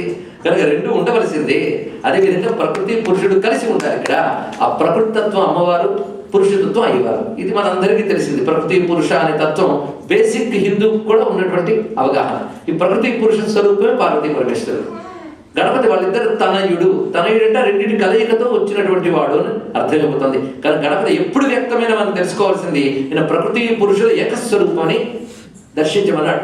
ఈ మాటని వల్లభేసు ఉపనిషత్తు చెప్తుంది. ఇప్పుడు వల్లభ వచ్చింది కనుక వల్లభ గణపతి పై ఉపనిషత్తు ఉంది, ఉపాసన ఉపనిషత్తు. ఇది దానిలో చెప్తున్నాడు, నరాకారో మాయా గజాకార పురుష ప్రకృతి పురుష అభేదాకృతి ధరో గజానన. ఇది శాస్త్ర ప్రమాణం, నేనేదో కలపడం కాదు. ఇక్కడ స్పష్టంగా చెప్తుంది శాస్త్రం. నరాకారో మాయా, నరాకారం అంటే మానవాకారంగా కంఠము నుంచి పాదము వరకు కనబడుతున్నదంతా కూడాను నరాకారము. మాయా, మాయా అంటే ఏంటి? ప్రకృతి. మాయాంతు ప్రకృతి విద్యా మాయినంతు మహేశ్వరం అని శాస్త్రవాక్యం. కానీ ప్రకృతి మాయ, అది కంఠము నుంచి పాదం వరకు కనబడుతుంది. పైన గజనము గజాకారో పురుష, పురుషుడు అన్నారు. ఎందుకంటే కేవల ప్రణవతత్వం ఈశ్వరుడు కనుక అది పురుషాకారం.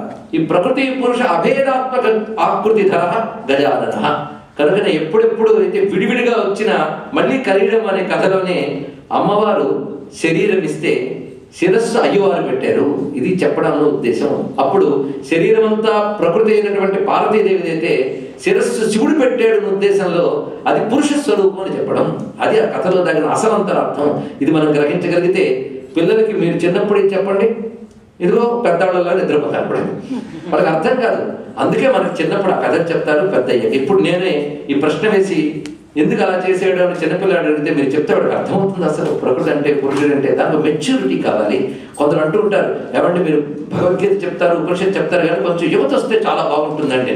ఈ అడిగిన వాడు యవ్వనంలో వెళ్ళలేదు, వాడు ముసలుడు ఇప్పుడు మాట్లాడుతున్నాడు. కానీ ఎందుకంటే ప్రతిదానికి ఒక మెచ్యూరిటీ ఉండాలి, ఒక మెచ్యూరిటీ, స్పిరిచువల్ మెచ్యూరిటీ ఉండాలి. కనుక వయసుతో పాటు కొంత ఆలోచన ధోరణ పెరిగేకే అది. కానీ ఎల్కేజీ స్టాండర్డ్లోనే మీ అమ్మాయి చెప్పలేదు ఎందుకంటే నడపకూడదు. అందుకు పిల్లలకి చెప్పేయాలనుకోకూడదు. కొందరు వాడి పిల్లల్ని సభకు తీసుకొస్తారు, మంచిదే తీసుకురావడం చాలా అవసరం. కానీ ఇక్కడ చెప్పేది మహా విషయం అయినప్పుడు పిల్లలకి అర్థం కాదు. వాడు పిల్లాడు చెప్తాడు, అమ్మ నాకేం అర్థం కాలేదు. ఆ తల్లికి ఎంత కోపొస్తుందో. ఈ చెప్పిన ఆయన మా పిల్లడికి అర్థమయ్యేటట్టు చెప్పలేదు కనుక సరిగ్గా చెప్పలేదు. ఎందుకంటే వాడు మెచ్యూరిటీ లెవెల్ రావాలి, అది కావాలి, ఇది అవసరం. అందుకే మనకు ముందు ఆయన త్రిశూలంతో కొట్టాడు, తల పడిపోయింది, ఇలాంటివన్నీ చిన్నప్పుడు చెప్తే గుర్తుండిపోతాయి. పెద్ద చెప్పేందుకు ఇవి చెప్తే ఆ సీన్ పోయి అది రిజాల్వ్ అయ్యి ఇది మిగులుతుంది, తెలుసుకోండి. దీన్ని బట్టి చిన్నప్పుడే నేను ప్రకృతి పురుష తత్వం చెప్తే వాడికి ఏం అర్థం కాదు. ఎందుకులేండి, ఎందుకంటే హిందూ మతం ఉన్న మహద్ విషయాలు ఒక కాస్మిక్ సీక్రెట్స్ అని చెప్తాయి. అవి అర్థం చేసుకోవడానికి వయస్సు రావాలి. అప్పటి వరకు భగవంతుడు ఎందుకు ఊరుకోకుండా మనకు కథ రూపంలో పెట్టారు పెద్దవాళ్ళు. ఇది అర్థం చేసుకోవాలి. కనుక ఇప్పుడు ప్రకృతి పురుష అభేదాత్మక ధరుడు. ఇది పరిశీలించినట్లయితే కంఠం నుంచి పాదం వరకు జగం, కంఠం పైన గజం అన్నట్టు అద్భుతం. జగన్ గజం కలిస్తే గణపతి. అంత విశేషమైన ఆవర్తన. జగన్ గజం, జగం ప్రకృతి కనబడుతుంది, విజిబుల్. అది సూక్ష్మమైనటువంటి తత్వం గజవదనంలో కనబడుతుంది. కానీ జగన్ తిరగేస్తే గజం. ఈ గజ శబ్దానికి అర్థం మొక్కల పురాణం గొప్పగా చెప్తుంది. గ జ, ఏనుగు అనేది సగుణపరమైన అర్థం, నిర్గుణపరమైన అర్థం చెప్పాలి కదా. గ జ, సర్వజగత్ ప్రళయకాలే యస్మిన్ గమ్యతే ఇది గమ్ యస్మాత్ జాయతే ఇది జా అన్నాడు. ఇక్కడ చూడండి, ప్రళయకాలంలో సర్వ ప్రపంచం దేనిలో గమనం అంటే లయమైపోతుందో అది గమ్. తిరిగి సృష్టిలో దేని నుంచి జా పుడుతోంది, అది గజ అన్నారు ఇక్కడ. ఇక్కడ సృష్టి దేవుల్లో లీనమై తిరిగి కలుగుతోంది, అది గజం. అది గజతత్వం. అది స్వామి యొక్క రూపంలో కనబడుతున్న వైభవం అన్నారు. ఇలా పరిశీలిస్తే ఎంత అందమైనటువంటి భావం మనకు గోచరిస్తున్నది ఇక్కడ. అందుకు స్వామి యొక్క దివ్యమంగళ విగ్రహాన్ని పరిశీలించలేని భావం. అయితే గజమే ఎందుకు ఎంచుకున్నారు? ఒక దానిలో అనేక భావాలు ఉన్నప్పుడు అదొక ప్రతీకగా కథగా మనకి ఇస్తాడు. అనేక భావాలు ఉన్నాయి చూడండి. గజం బలానికి సంకేతం. గణపతి దేనికి సంకేతం చూడండి, బలం. హేరంబోపనిషత్తు ఒక ఉపనిషత్తు ఉంది. ఆ ఉపనిషత్తులో పార్వతీదేవి పరమేశ్వరుడు చెప్తూ, నీ పిల్లాడే సామాన్యుడు అనుకున్నాడా? మనకు పిల్లాడైనంత మాత్రం చిన్న పిల్లాడే అనుకోవద్దు, వాడు చాలా కట్టుకుడు సుమా నీ పిల్లాడు. బలానాం బలః బలినాం అగ్రగణ్యః హేరంబోపనిషత్తులోని మంత్రం ఇది. ఇతడు బలానికి బలం. బలయుతులకు దుర్బలులకు బలమెంపడు, నీకు నాకు బ్రహ్మాదులకు బలమెంపడు, ప్రాణులకు బలమెంపండట్టి విభుడు బలం సురేంద్ర అన్నాడుగా, అది బలం. తద్విష్ణోహ బలమాహు. బలం ప్రపంచాన్నంతటి నడపాలంటే ఎంత బలం ఉండాలండి. ఈ బలెత్తడానికే నాకు బలం కావాలి. మరి ప్రపంచాన్ని పట్టి నడుపుతున్నవాడు ఒకడే పరమాత్మనుడు, ఎంత బలం కావాలి? వాతాద్ విష్ణోర్బలమాహు మనం చదువుతూ ఉంటాం, అక్షరాదిత్యుచ్యతే. కానీ ప్రపంచాన్నంతటి పట్టిన బలం ఎవడో వాడు. మరి బలం అన్నప్పుడు ఆ స్వరూపం అంత కనబడాలి కదా. అందుకే గణపతి అంత బలంగా కూర్చుంటాట. ఇప్పుడు హార్స్ పవర్ అని ఎలా అయితే మనం వాడుతున్నామో, పూర్వకాలంలో బలానికి ఏనుగురు వాడేవారు. నాగాయుధ బలుడు అని భీముడికి పేరుంది. 10,000 ఏనుగులు బలము కలవాడు అని అర్థం. బలానికి ఏనుగురు వాడేవారు. కానీ గణపతి బలస్వరూపుడు. ఇప్పుడు ఎన్నొచ్చే చూడండి, ప్రణవస్వరూపుడు ఆయనే, బలస్వరూపుడు ఆయనే. మూడవది ఏనుగు ఐశ్వర్యానికి సంకేతం. మీరు పరిశీలిస్తే ఏనుగులు మనం గమనించినప్పుడు కేరళ మొదలైన రాష్ట్రాల్లో ఆలయాల్లో ఏనుగులు తప్పకుండా పెడతారు. అది ఐశ్వర్యానికి సంకేతం. అంతేకాదు, కేరళలో కొన్ని ఇళ్లలో గుమ్మాల దగ్గర ఏనుగు ముఖం బొమ్మ, ఏనుగు దంతాలు పెడుతుంటారు, ఎందుకంటే ఐశ్వర్యం వస్తుంది అని. కానీ గణపతి ఐశ్వర్య స్వరూపుడు అని చెప్పడానికి కూడా గజవదనం. మరి గజలక్ష్మి స్వరూపం కూడా భావన చేస్తాం కదండి. కానీ గజ ఐశ్వర్యానికి సంకేతం. ఇప్పుడు ఎన్నొచ్చే ప్రణవము, బలము, ఐశ్వర్యము, ఇవి ప్రధానంగా చెప్తున్నాం. కానీ వీటి సంకేతంగా స్వామిని చెప్తున్నారు. అంతేకాదు, ఇంకొక రహస్యం దీనిలో దాగుంది. ప్రతి దాని వెనకాల ఉంటాయి. సప్త స్వరాలు చాలా మందికి తెలుసు. సరి గామ పద ని. ఒక్కొక్క స్వరం ఒక్కొక్క జంతువు నుంచి వచ్చింది అని చెప్తారు ఇక్కడ. షడ్జమం నెమలి యొక్క ధ్వని, కేకాధ్వని అంటారు. అది కేక అంటే అది నెమలి చేసే కంఠధ్వని కేక, దాని నుంచి షడ్జమం వచ్చింది. అలా ఒక్కొక్కటి కూడా వృషభం నుంచి వచ్చింది. ఇలా ఒక్కొక్కటి చూపిస్తారు. నీ నిషాదం, ఇది ఏనుగు హింకారం నుంచి వచ్చింది. అది ఆశ్చర్యించండి. కానీ సరిగమ పదని అన్నప్పుడు మన శరీరంలో సప్త చక్రాలకి సరిగమ పదానికి అనుబంధం ఉంది. అప్పుడు సరిగ్గా మనం పరిశీలిస్తే నీ అనేది తల దగ్గరికే వస్తుంది. సహస్రాస్థానం సరి గామ పాద ని నిషాదం, ఏనుగు ఘీంకారం. కనుక నీ అనబడే ఘీంకారానికి మూలమైన గజం ఆయన యొక్క వదనంలో కనబడుతూ, సప్తస్వరాకృతి గణపతి దర్శిస్తే నీ అనేది ముఖస్థానంలో కనబడుతూ అది మనకి దివ్యమైన గజవదనంగా కనబడుతుంది. నాగరూపంగా పరిశీలిస్తే ఇన్ని కలిసిపోయి ఉన్నాయి కనుక ఇన్ని గుర్తు పెట్టుకోవడం కంటే గజవదనుడని నమస్కారం చేసుకోవడం చాలు, అన్ని దానిలో ఉంటాయి. ఇంకొకటి గణపతిని ఆదిదైవం అంటారు. ఆదిదైవం అనే దాని గురించి ఆలోచిస్తే ఇందాక మనం చెప్పిన దాంట్లో ఓంకారము ఆయన రూపము అని మనకు తెలిపింది. ప్రణవస్వరూప వక్రతుండ అని తేలినప్పుడు ఓంకారం అన్నిటికంటే ముందు పుట్టిన శబ్దం. అంటే the manifested sound form, the first and foremost manifested sound form ఏదంటే ఓంకారం. మొట్టమొదటి శబ్దము ఓంగా వ్యక్తమయ్యి తర్వాత మిగిలిన శబ్దాలను ఉత్పన్నమయ్యాయని మన శాస్త్రం చెప్తున్నది. ఈ మధ్య చాలా మంది తెలుసుంటుంది. ది సౌండ్ ఆఫ్ సన్ అని నాసా వాళ్ళు పంపించి రికార్డు చేసి పంపించిన దాంట్లో సూర్యుడి నుంచి ఒక శబ్దం వెలువడుతోంది అనే శబ్దాన్ని రికార్డ్ చేశారు నాసా వాళ్ళు. ఆ శబ్దం ఓంకారం తప్ప మరొకటి కాదని రుజువైంది. ఇది ఆలోచించింది. అది ప్రథమ శబ్దం, అది సృష్టి యొక్క సహజ శబ్దం. అది మొట్టమొదట ఆవిర్భవించిన సూర్యమండలం నుంచి మనకి వినబడుతుంది. అదే ప్రపంచమంతా వ్యాపించింది ప్రణవము. అందుకే వివేకానంద చెప్పిన మాట గుర్తొస్తుంది. సైన్స్ డెవలప్ అవుతున్న కొద్దీ హిందూ మతం గొప్పతనం బయటపడుతుంది అన్నాడు ఆయన. ఆ మాటను ఒకసారి గుర్తించుకుంటే సరే. మొత్తానికి ప్రణవం ఎటువంటి దివ్య ధ్వని, దాని నుంచి సమస్త దేవతలు ఆవిర్భవించారు. ప్రణవంలో మీరు పరిశీలించండి, అకార ఉకార మకారాలు కలిసి ప్రణవం. ఆ ఊ మా ఓం అన్నప్పుడు ఆ ఊ మా కలిపి ఓం అవుతుంది. ఇక్కడ అందులో ఆ ఊం అని మనం కలిసి పలికినప్పుడు పరిశీలిస్తే ఆ అంటే ఓపెన్ అవుతుంది, ఊ అంటే సస్టైన్ అవుతుంది, అన్నప్పుడు క్లోజ్ అవుతుంది. కానీ ఓపెన్ అంటే సృష్టి, సస్టైన్ అంటే స్థితి, క్లోజ్ అంటే లయ. సృష్టి స్థితి లయలు 3 ఓంకారాలు ఉన్నాయి కనుక ఓం అంటే సృష్టి స్థితి లయలు 3 చేసే పరమాత్మ ఇక్కడ. అకాల ఉకార మకారాలు బ్రహ్మ విష్ణు శివాత్మకమైతే బ్రహ్మ విష్ణు శివుడు కలిసిన పరమాత్మ ఒక్కడే అని చెప్పే పదం ఒకటే ఓంకారం. ఇప్పుడు ఓంకారంలో సృష్టి స్థితి లయ ప్రపంచానికి సంబంధించింది. కొంచెం ఆలోచించండి, ఎందుకంటే గణేష తత్వం అన్నా కనుక కొంచెం ఆలోచిస్తే కానీ అర్థం కాదు. సృష్టి స్థితి లయ ప్రపంచానికి సంబంధించినవి. ప్రపంచం లేనప్పుడు ఏది లేదా, మన శూన్యవాదులు కావు, అస్తిత్వవాదులు. ఎగ్జిస్టెన్స్ అనేది ఉంది, అవునా లేదా? ఆ ఎగ్జిస్టెన్స్ ఎవడు? పరమాత్మ.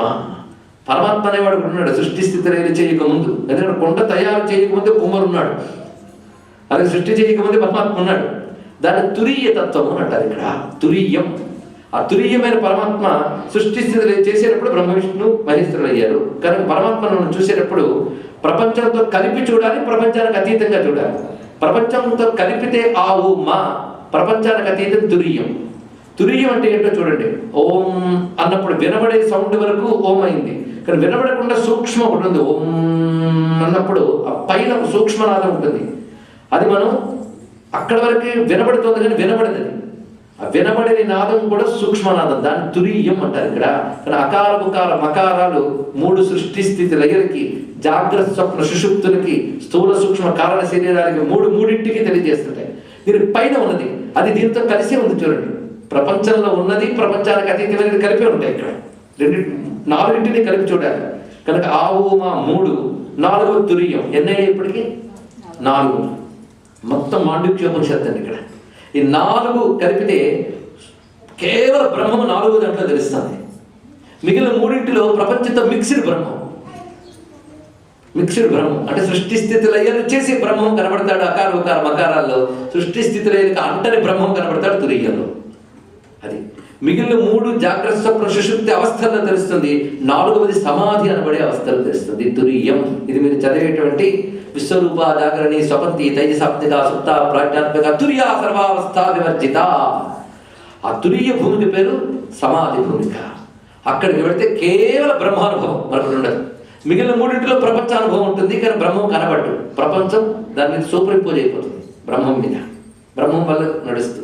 అక్కడ ప్రపంచం డిస్కవర్ పోతుంది, అది పైన మిగిలేదు ఒక బ్రహ్మమే. ఇది తెలుసుకోవాల్సింది. ఈ 4 ఎన్ని? 4. ఇప్పుడు బ్రహ్మం యొక్క అసలైన అనుభూతి ఎక్కడ దొరికింది? 4వ దాంట్లో కదా. గణపతి చతుర్థి మహాప్రీతి 4వ దాంట్లో పూజింపబడతాడు అంటే తురీయ బ్రహ్మ స్వరూపుడు అని చెప్పడం ఇక్కడ. ఆయన 4 సంఖ్య ఇష్టం అంటే 4 తానే ఉన్నాడు కదా 4. ఇది గమనించవలసిన మరొక అద్భుతమైన అంశం అండి ఇక్కడ. అయితే బ్రహ్మ అంటే బ్రహ్మ ఒక్కడే పనిచేస్తాడా? ఆయనకు డిపార్ట్మెంట్ ఉండదండి, అవునా లేదా? ఒక electrical department, electrical engineer, chief engineer పెట్టేశారు అంటే వాడు ఒక్కడే ఉంటాడా? వాడు బోర్డు స్టాఫ్ ఉంటుంది. అలాగే బ్రహ్మగారు సృష్టి చేస్తున్నట్టు సృష్టి డిపార్ట్మెంట్లో బోర్డు అంతా స్టాఫ్ ఉంటుంది, అవునా లేదా?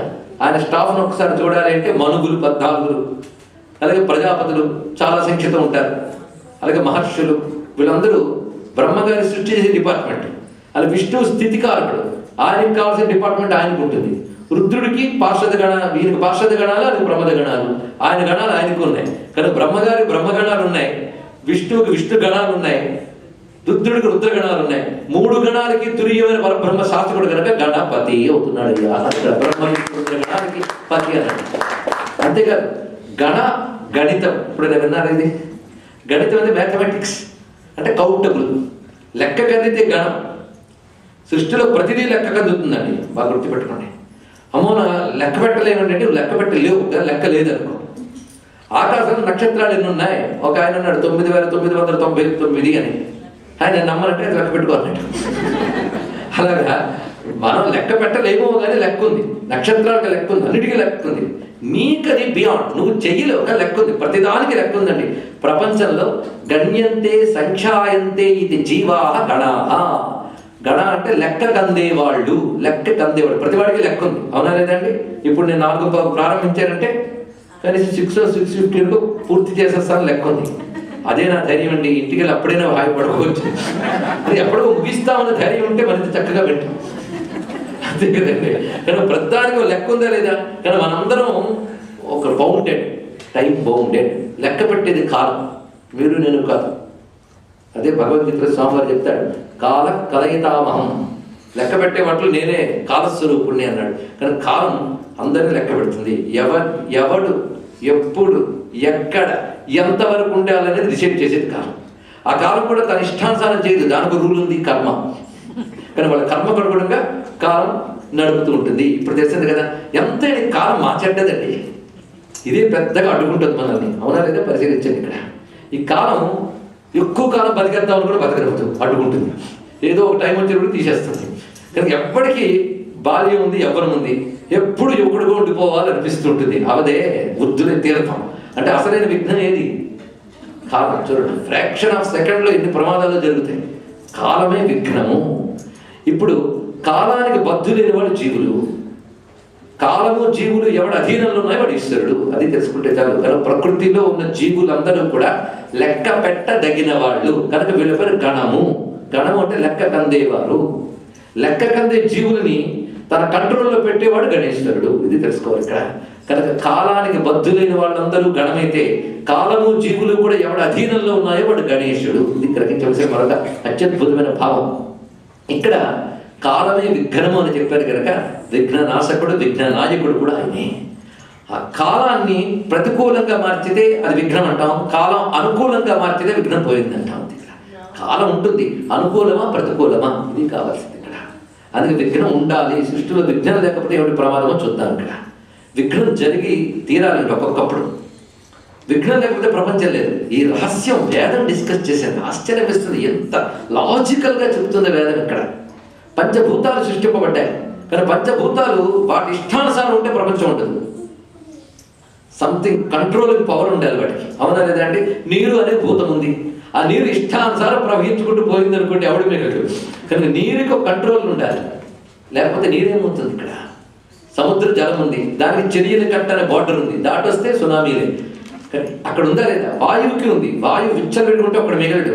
కానీ పంచభూతాలకి ఒక కంట్రోలింగ్ పాయింట్ ఉంది ఎక్కడ, అప్పుడప్పుడు దాటుతాయి, మళ్ళీ కంట్రోల్లో పెడుతుంటాడు, లేకపోతే ప్రపంచం నడవదు. కనుక లోకానికి స్థితి కలగాలి అంటే రకరకములైనటువంటి కుంటుతనం పెట్టాలి. కుంటుతనము అంటే అది ఇష్టానుసారం వెళ్ళకుండా బ్రేక్ ఇవ్వాలి. అక్కడ దాన్ని కుంఠ అంటారు సంస్కృతంలో. అటువంటి కుంఠములు ఒకటి రెండు కాదు, వివిధ కుంఠ, అనేక రకాల కుంఠనాలు ఇచ్చుకుంటూ వెళ్ళాలి ఆయన.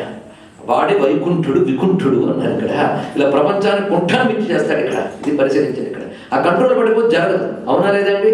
ఇప్పుడు నా చెయ్యి ఎంత చాచాలో అంత చాచితే బాగుంటుంది, ఇది కుంఠనం. ఇక్కడ వరకే. ఇక్కడ కూర్చొని అక్కడ దాకా చాచేది అనుకోండి, మీకు భయం వేస్తుంది, నాకు భయం వేస్తుంది. ఎందుకంటే సృష్టి యొక్క నేచర్ని మనం దాటిపెట్టిపోతున్నాం. అవునా లేదా? కనుక ఆ కుంఠనం ఎవరు పెట్టాడు? ఇది ఆలోచించాలి. దానికి కంట్రోల్. సూర్యుడు వచ్చాడు, చంద్రుడు వచ్చాడన్నా ఏదంతా డిస్టెన్స్లో ఉండాలి, అంతవరకు ఉండాలి. ప్రతిదీ కుంఠనం. ఈ కుంఠము కాలము కలిసి వెళ్తాం. పరిశీలించాలి. అదే విఘ్నం అనగా. అలా పంచభూతాలు తమ ఇచ్ఛానుసారం వెళ్లకుండా వాటికి ఒక పద్ధతి పెట్టి, పరిమితి పెట్టి ప్రపంచాన్ని నడుపుతున్నాడు కనుక విఘ్నేశ్వరుడు. వైకుంఠం అన్న విఘ్నేశ్వరుడు అన్న ఒకటి తెలుస్తుంది. ఇది లేకపోతే ప్రపంచాన్ని నడవదు. అందుకే విఘ్నం కలిగిస్తాడు, విఘ్నం తొలగిస్తాడు, ఆయన ఇష్టం. ఒక పెద్ద గొప్ప మాట చెప్తాడు, స్వామి, భూములు బాగా ఉన్నవాడి దగ్గరికి వెళ్తే ఒక భూమి మన పేరు రాసేస్తాడు, ధనం బాగా ఉన్నవాడి దగ్గరికి వెళ్తే ధనం ఇచ్చేస్తాడు. కానీ భూనాయకుడి దగ్గరికి వెళ్తే భూమి దొరుకుతుంది, ధననాయకుడి దగ్గరికి వెళ్తే ధనం దొరుకుతుంది, విఘ్నాయకుడి దగ్గరికి వెళ్తే విఘ్నం దొరుకుతుంది. అంటే ఎవడెళ్తాడంటే ఆయన దగ్గరికి. అది చాలా చమత్కారం చేశాడు. కానీ విఘ్నం కలిగించాలో తొలగించాలో ఆయన ఇష్టం, మనం డిసైడ్ చేయొద్దు దయచేసి. ఆయన ఇష్టం. ఒక ఆయన పాపం ఆత్మహత్య చేసుకోవాలని ట్రై చేశాడు. ఎందుకంటే ఆయనకి మొత్తం తను అనుకున్న ఆస్తంతా పోయిందని న్యూస్ వచ్చింది. కోర్టులో నిన్నటి వరకు ఉండేది పోయింది, ఇంకా లేకపోతే బతికేమైపోతుంది, ఫ్రస్ట్రేషన్. వెంటనే అప్పుడు ఊరి పోసుకుందామని తాడు బిగించాడు. గట్టిగా పెట్టేటప్పటికి తాడుతో సహా కింద పట్టాడు, మరణించలేదు. ఏంటి ఇలా ఊరి పోసుకోవాలన్నా విఘ్నాలు వస్తాయని అన్నాడు. కొంతసేపటికి ఎందుకంటే ఇది పొరపాటు న్యూస్, నీ ఆస్తి నీకు వచ్చింది అన్నట్టు. అదే కానీ ఆ టైంలో కానీ అతను ఆత్మహత్య చేసుకుంటే ఏమయ్యేది ఆలోచించండి. మొత్తం ఈ శుభవార్త వినేటప్పుడు బతకడైనా. సరిగ్గా సీతమ్మ విషయంలో జరిగిందండి ఇది. ఇక్కడ ఎప్పుడైతే రావణాసురుడు 2 నెలలు గడువు పెట్టి వెళ్ళిపోయాడో, రాక్షస స్త్రీలు నోటుకొచ్చినట్టు మాట్లాడారో, సీతమ్మ మెడకి తాడు బిగించుకుని విరిపోసుకోబోయింది. ఎందుకంటే 10 నెలలు ఇక్కడ ఉన్నాను, ఏ వంటలు జరగలేదు, 2 నెలల్లో జరిగిపోతుందా? జరగదు. కాబట్టి మరణించడం మంచిది అనుకుంది ఆవిడ. అప్పుడు హనుమంతుడు దిగుతాడు. దిగి రామకథ చెప్పగానే, హనుమా నువ్వు దిగడం కొంచెం ఆలస్యం అయితే నిలిపోయిందండి. మరి ఆ సమయంలో రక్షించాడు ఎవడండి? ఒకవేళ హనుమంతుడు ఆ టైం దాటేకొచ్చాడు అనుకుందాం, ఏమవుతుంది ఊహించాడు ఒక్కసారి. సీతమ్మని పాత్ర ఉండదు మనకి. అంటే సీతమ్మని అప్పుడు కాపాడింది ఎవరు? హనుమంతుడు కాదు, ఆ టైంకి పంపిన రాముడు. చూడండి ఇక్కడ ఎప్పుడు రామస్మరణ చేయడం వల్ల సీతమ్మని ఆదుకున్నాడు. అంటే ఇప్పుడు ఉరిపోసుకునుట అనే మహాకార్యాలే విఘ్నం ఏర్పడిందా లేదా?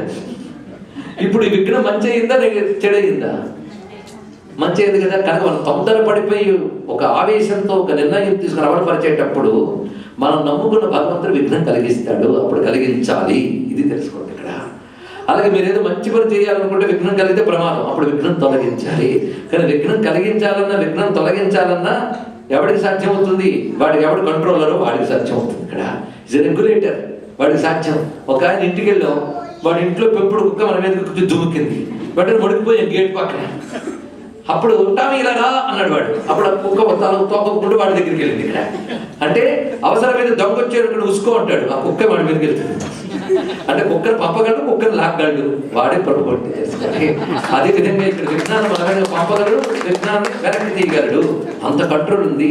అంతేగాని పంపడమే నా పని కానీ తీయడం నా పని కాదంటే కానీ విఘ్ననాయకుడు అనే మాటకి ఎంత గొప్ప ఉన్నదండి. కానీ సృష్టిలో ప్రతిదీ కాలానికి తగ్గట్టు వెళుతూ ఉంటుంది. ఏ కాలంలో ఏది కలిగించాలి ఏది తొలగించాలో తెలిసిన వాడే విఘ్న వినాయకుడు లేదా విఘ్న వినాశకుడు. ఏదన్నప్పటికీ సరిపోతుంది. మొత్తం విఘ్నేశ్వరాయ నమః పేరులో ఎంత గొప్ప అర్థం చెప్తున్నాడు ఇక్కడ. అలాంటి స్వామిని మనం ఓంకార రూపంలో స్తుతిస్తున్నప్పుడు ఓంకారం అన్నిటికంటే ముందు వచ్చిన శబ్దం. ఓమిత్యేకాక్షరం బ్రహ్మ, ఓం వచ్చింది, తర్వాత మిగిలినవన్నీ వచ్చాయి. ఉపనిషత్ మాట ఏం చెప్తుంది? ఛాందోగ్యోపనిషత్తు మొదలైన చూస్తే బ్రహ్మదేవుడి నుంచి ముందు ఓం అనే శబ్దం వచ్చి అది ఆవుమ అయ్యి ఆ ఆవుమ నుంచి రుక్కులు యజస్సులు సామములు అనే వేదములన్నీ పుట్టాయి. కనుక వేదములన్నీ మంత్రములు. రుక్కులు యజస్సులు సామములు అనే 3 రకాల మంత్రములతో 4 వేదాలు ఉంటాయి. కనుక 4 వేదాల్లో ఉన్న మంత్రములు లెక్క కడితే ఎన్ని ఉంటాయి? మనకు లెక్క ఉండదు. దానికి లెక్క మాత్రం శాస్త్రం ఇచ్చేసింది. 7 మహామంత్ర అని 7 కోట్ల మంత్రాలు ఉన్నాయి వేదములను. చూడండి ఇక్కడ నిజమా అంటే లెక్క పెట్టుకోండి. మంత్రములు అయితే వేదానికి ఒక నియమం ఉంది. నువ్వు ఏ మంత్రం చెప్పినా ముందు ఓంకారం చెప్పలేదు చెప్పకూడదు. చూడండి ఇక్కడ ఓంకారం చెప్పే వేద మంత్రం చెప్పాలి, లేకపోతే మంత్రానికి బలం రాదు. మంత్రానికి ఓం తగలాలి ఇక్కడ. ఎందుకంటే ముత్తైదువైన స్త్రీ అన్ని అలంకరించుకున్న బొట్టు పెట్టుకుంటే నిండుతారు, లేకపోతే ఎంత అలంకరణ వ్యర్థం. కనుక వేదం ఎన్ని మంత్రాలు చెప్పిన ముందు ఓం తగలాలి, తగిలితేనే మిగిలినవన్నీ వస్తాయి. శక్తి ఓం వల్లనే వస్తుంది ఇక్కడ అన్నాడు. ఎందుకంటే మీరు ఎలక్ట్రికల్ ఎక్విప్మెంట్ అంతా పెట్టుకున్నారు, బల్బులు, ఫ్యాన్లు, లైట్లు, ఫ్రిడ్జ్లు అన్నీ. కానీ అది తగలాల్సింది ఒక్కటి, ఏది? ఎలక్ట్రిసిటీ. ఓంకారం అంటే ఎలక్ట్రిసిటీ. అది మంత్రాలైన వైర్లకు తగిలితే అందులోంచి పవర్స్ వస్తాయి. ఇక్కడ తెలుసుకోండి. మంత్రములు అనగానే సమూహం కదా, సమూహాన్ని ఏమంటారు? గణం.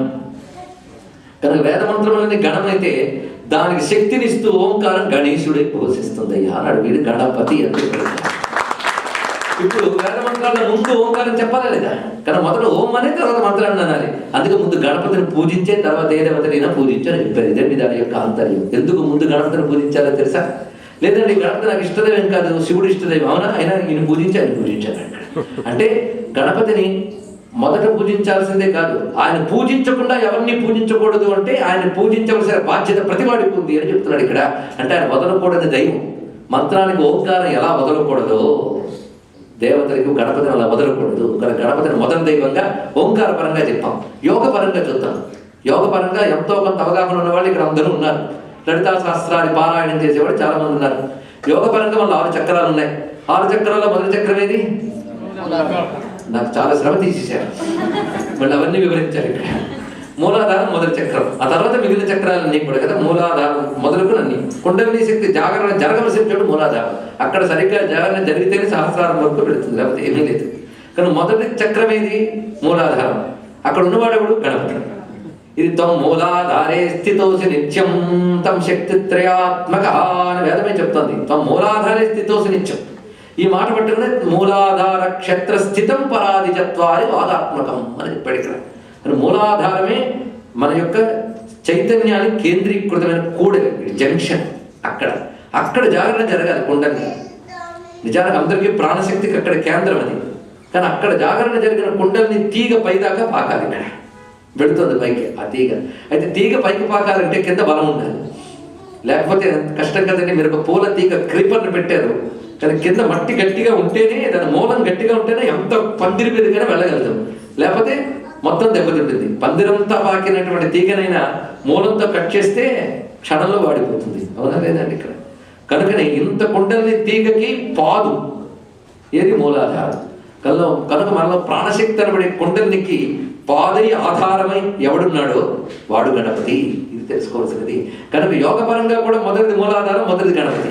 వేదపరంగా మొదటిది ఓంకారం, మొదటి వాడు గణపతి. ఎలా చూసినా మొదటిగా పూజించవలసింది గణపతి.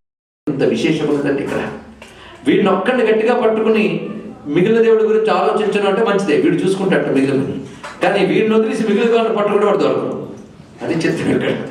అదే రావణాసురుడు గణపతి చెప్పకుండా ఆత్మలింగం తెచ్చేస్తుంటే ఆయన వెళ్ళి మధ్యలో అడ్డాడు. దానివల్ల లోకానికి ఎంత క్షేమం కలిగింది. లేకపోతే వాడు మరి మహాబలోపతులు ఎప్పటికీ చెప్పకుండా ఉండేవాడు ఇప్పుడు. కనుక అప్పుడు గణపతి చేసిన పని ఎంత పనికి వచ్చింది మనకి. కథాపరంగా కూడా చెప్తున్నది ఏంటంటే గణపతిని అంత ముఖ్యంగా చెప్పారు.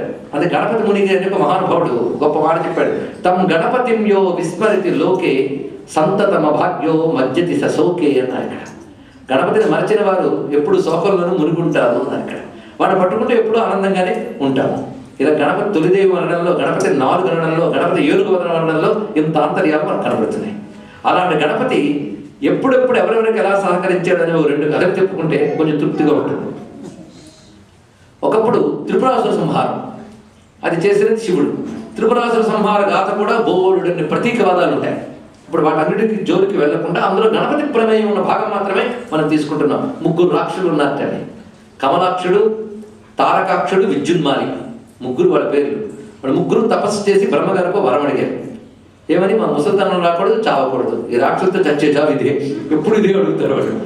ఇది యాంటీ నేచర్ అయ్యా, నీకు ఎలా ఇస్తామన్నాడు బ్రహ్మగారు. ఎందుకంటే నువ్వేమడిగావు? ముసలితనం ఉండకూడదు, చావకూడదు, అది నాకే తప్పవు, నేనే ఎప్పుడు వెళ్ళాల్సిన వాడిని, నీకు ఎలా ఇస్తాను నేను? అది లేని వాళ్ళు విష్ణువు, శివుడు, పరమాత్మతత్వం. నువ్వు ఇలా అడిగితే నాకు ఎలాగా, ఇంకేదైనా కోరుకోను. వాళ్ళు 3 గట్టిగా ఆలోచించి మాకు 3 పట్టణాలు నిర్మాణం చేయించి ఇప్పటి వరకు లేనివి. అదొకటి స్వర్ణమయం, ఇంకోటి రజోమయం, 3 అయోమయం. అయోమయం అంటే మనం కన్ఫ్యూజన్ అర్థంగా వాడతాం. కానీ అయహ అంటే ఇనుము, బంగారము, వెండి, ఇనుము 3టితో పట్టణాలు చేశాడు. ఇక్కడే సింబాలిక్గా తెలిసిపోతుంది. గుణాలకు రంగు ఉంటుంది, గుణాలు బట్టి సత్వరజస్తమో గుణాలు, అది కూడా తెలుస్తుంది. అంటే త్రిపురాసులు ఎవరో ఇప్పుడు తెలిసిపోతుంది, మనమే. ఇది సరే, మొత్తానికి 3 పట్టణాలు తీసేసుకొని ఈ 3 పట్టణాలని వాళ్ళు ఓన్ చేసుకున్నారు. ఈ పట్టణాలు మొబైల్ పట్టణాలు. నిజంగా మన పురాణాలు చదవాలి, కానీ ఈ స్టార్ వార్స్ అన్నిటికీ మించిపోయిన కథలు ఉన్నాయండి అక్కడ. హాలీవుడ్ ఫిల్మ్స్ అన్నిటికీ ఆశ్చర్యపోతాయి. అలాంటి కాన్సెప్ట్లో ఆశ్చర్యపోతాయి. అద్భుతాలు అద్భుతాలు సామాన్యం కాదు. అందులో రాక్షసులు వాళ్ళు తెలివితేటలు అవి ప్రస్తుతం కనిపిస్తున్న సైన్స్ కాదు ఇక్కడ. దీని తాలూకా ఫార్మ్స్ మనం రకరకాలుగా చూస్తున్నాం. ఆ కోణంలో పరిశీలించండి. 3 పట్టణాలు మొబైల్ పట్టణాలు. ఇవి ఎలాంటిదంటే ఫ్లయింగ్ ఆబ్జెక్ట్స్ లాగా తిరుగుతున్నాయి గగనంలో. పెద్ద పెద్ద స్పేస్ షటిల్స్ అవి వెళుతూ వాడికి ఇష్టం వచ్చిన పట్టణం మీద దుంకుతాయి. అక్కడ ఉన్న వాళ్ళందరూ నాశనం చేస్తుంటారు. ఇలా లోక కంటకులు అయిపోయి ఈ 3 పట్టణాలను తిప్పుతూ తిరుగుతున్నారు 3 రాక్షసులు. వీళ్ళని ఇంకో కండిషన్స్ పెట్టారు బ్రహ్మగారికి. ఎలాగో చావు తప్పదన్నావు కనుక మాకు చావు రావాలంటే కొన్ని కండిషన్స్. ఒకటి, ఈ 3 పట్టణాలు స్ట్రైట్ లైన్లో ఉన్నప్పుడు అప్పుడు కొట్టు. ఆ కొట్టేది కూడా ఎవరు కొట్టాలి? శివుడు. ఎందుకంటే శివుడికి ఎవరి మీద ద్వేషమో లేదో వాడి మీద రాగం లేదు. దాని ఊరికనే ధనసు తీయుడు.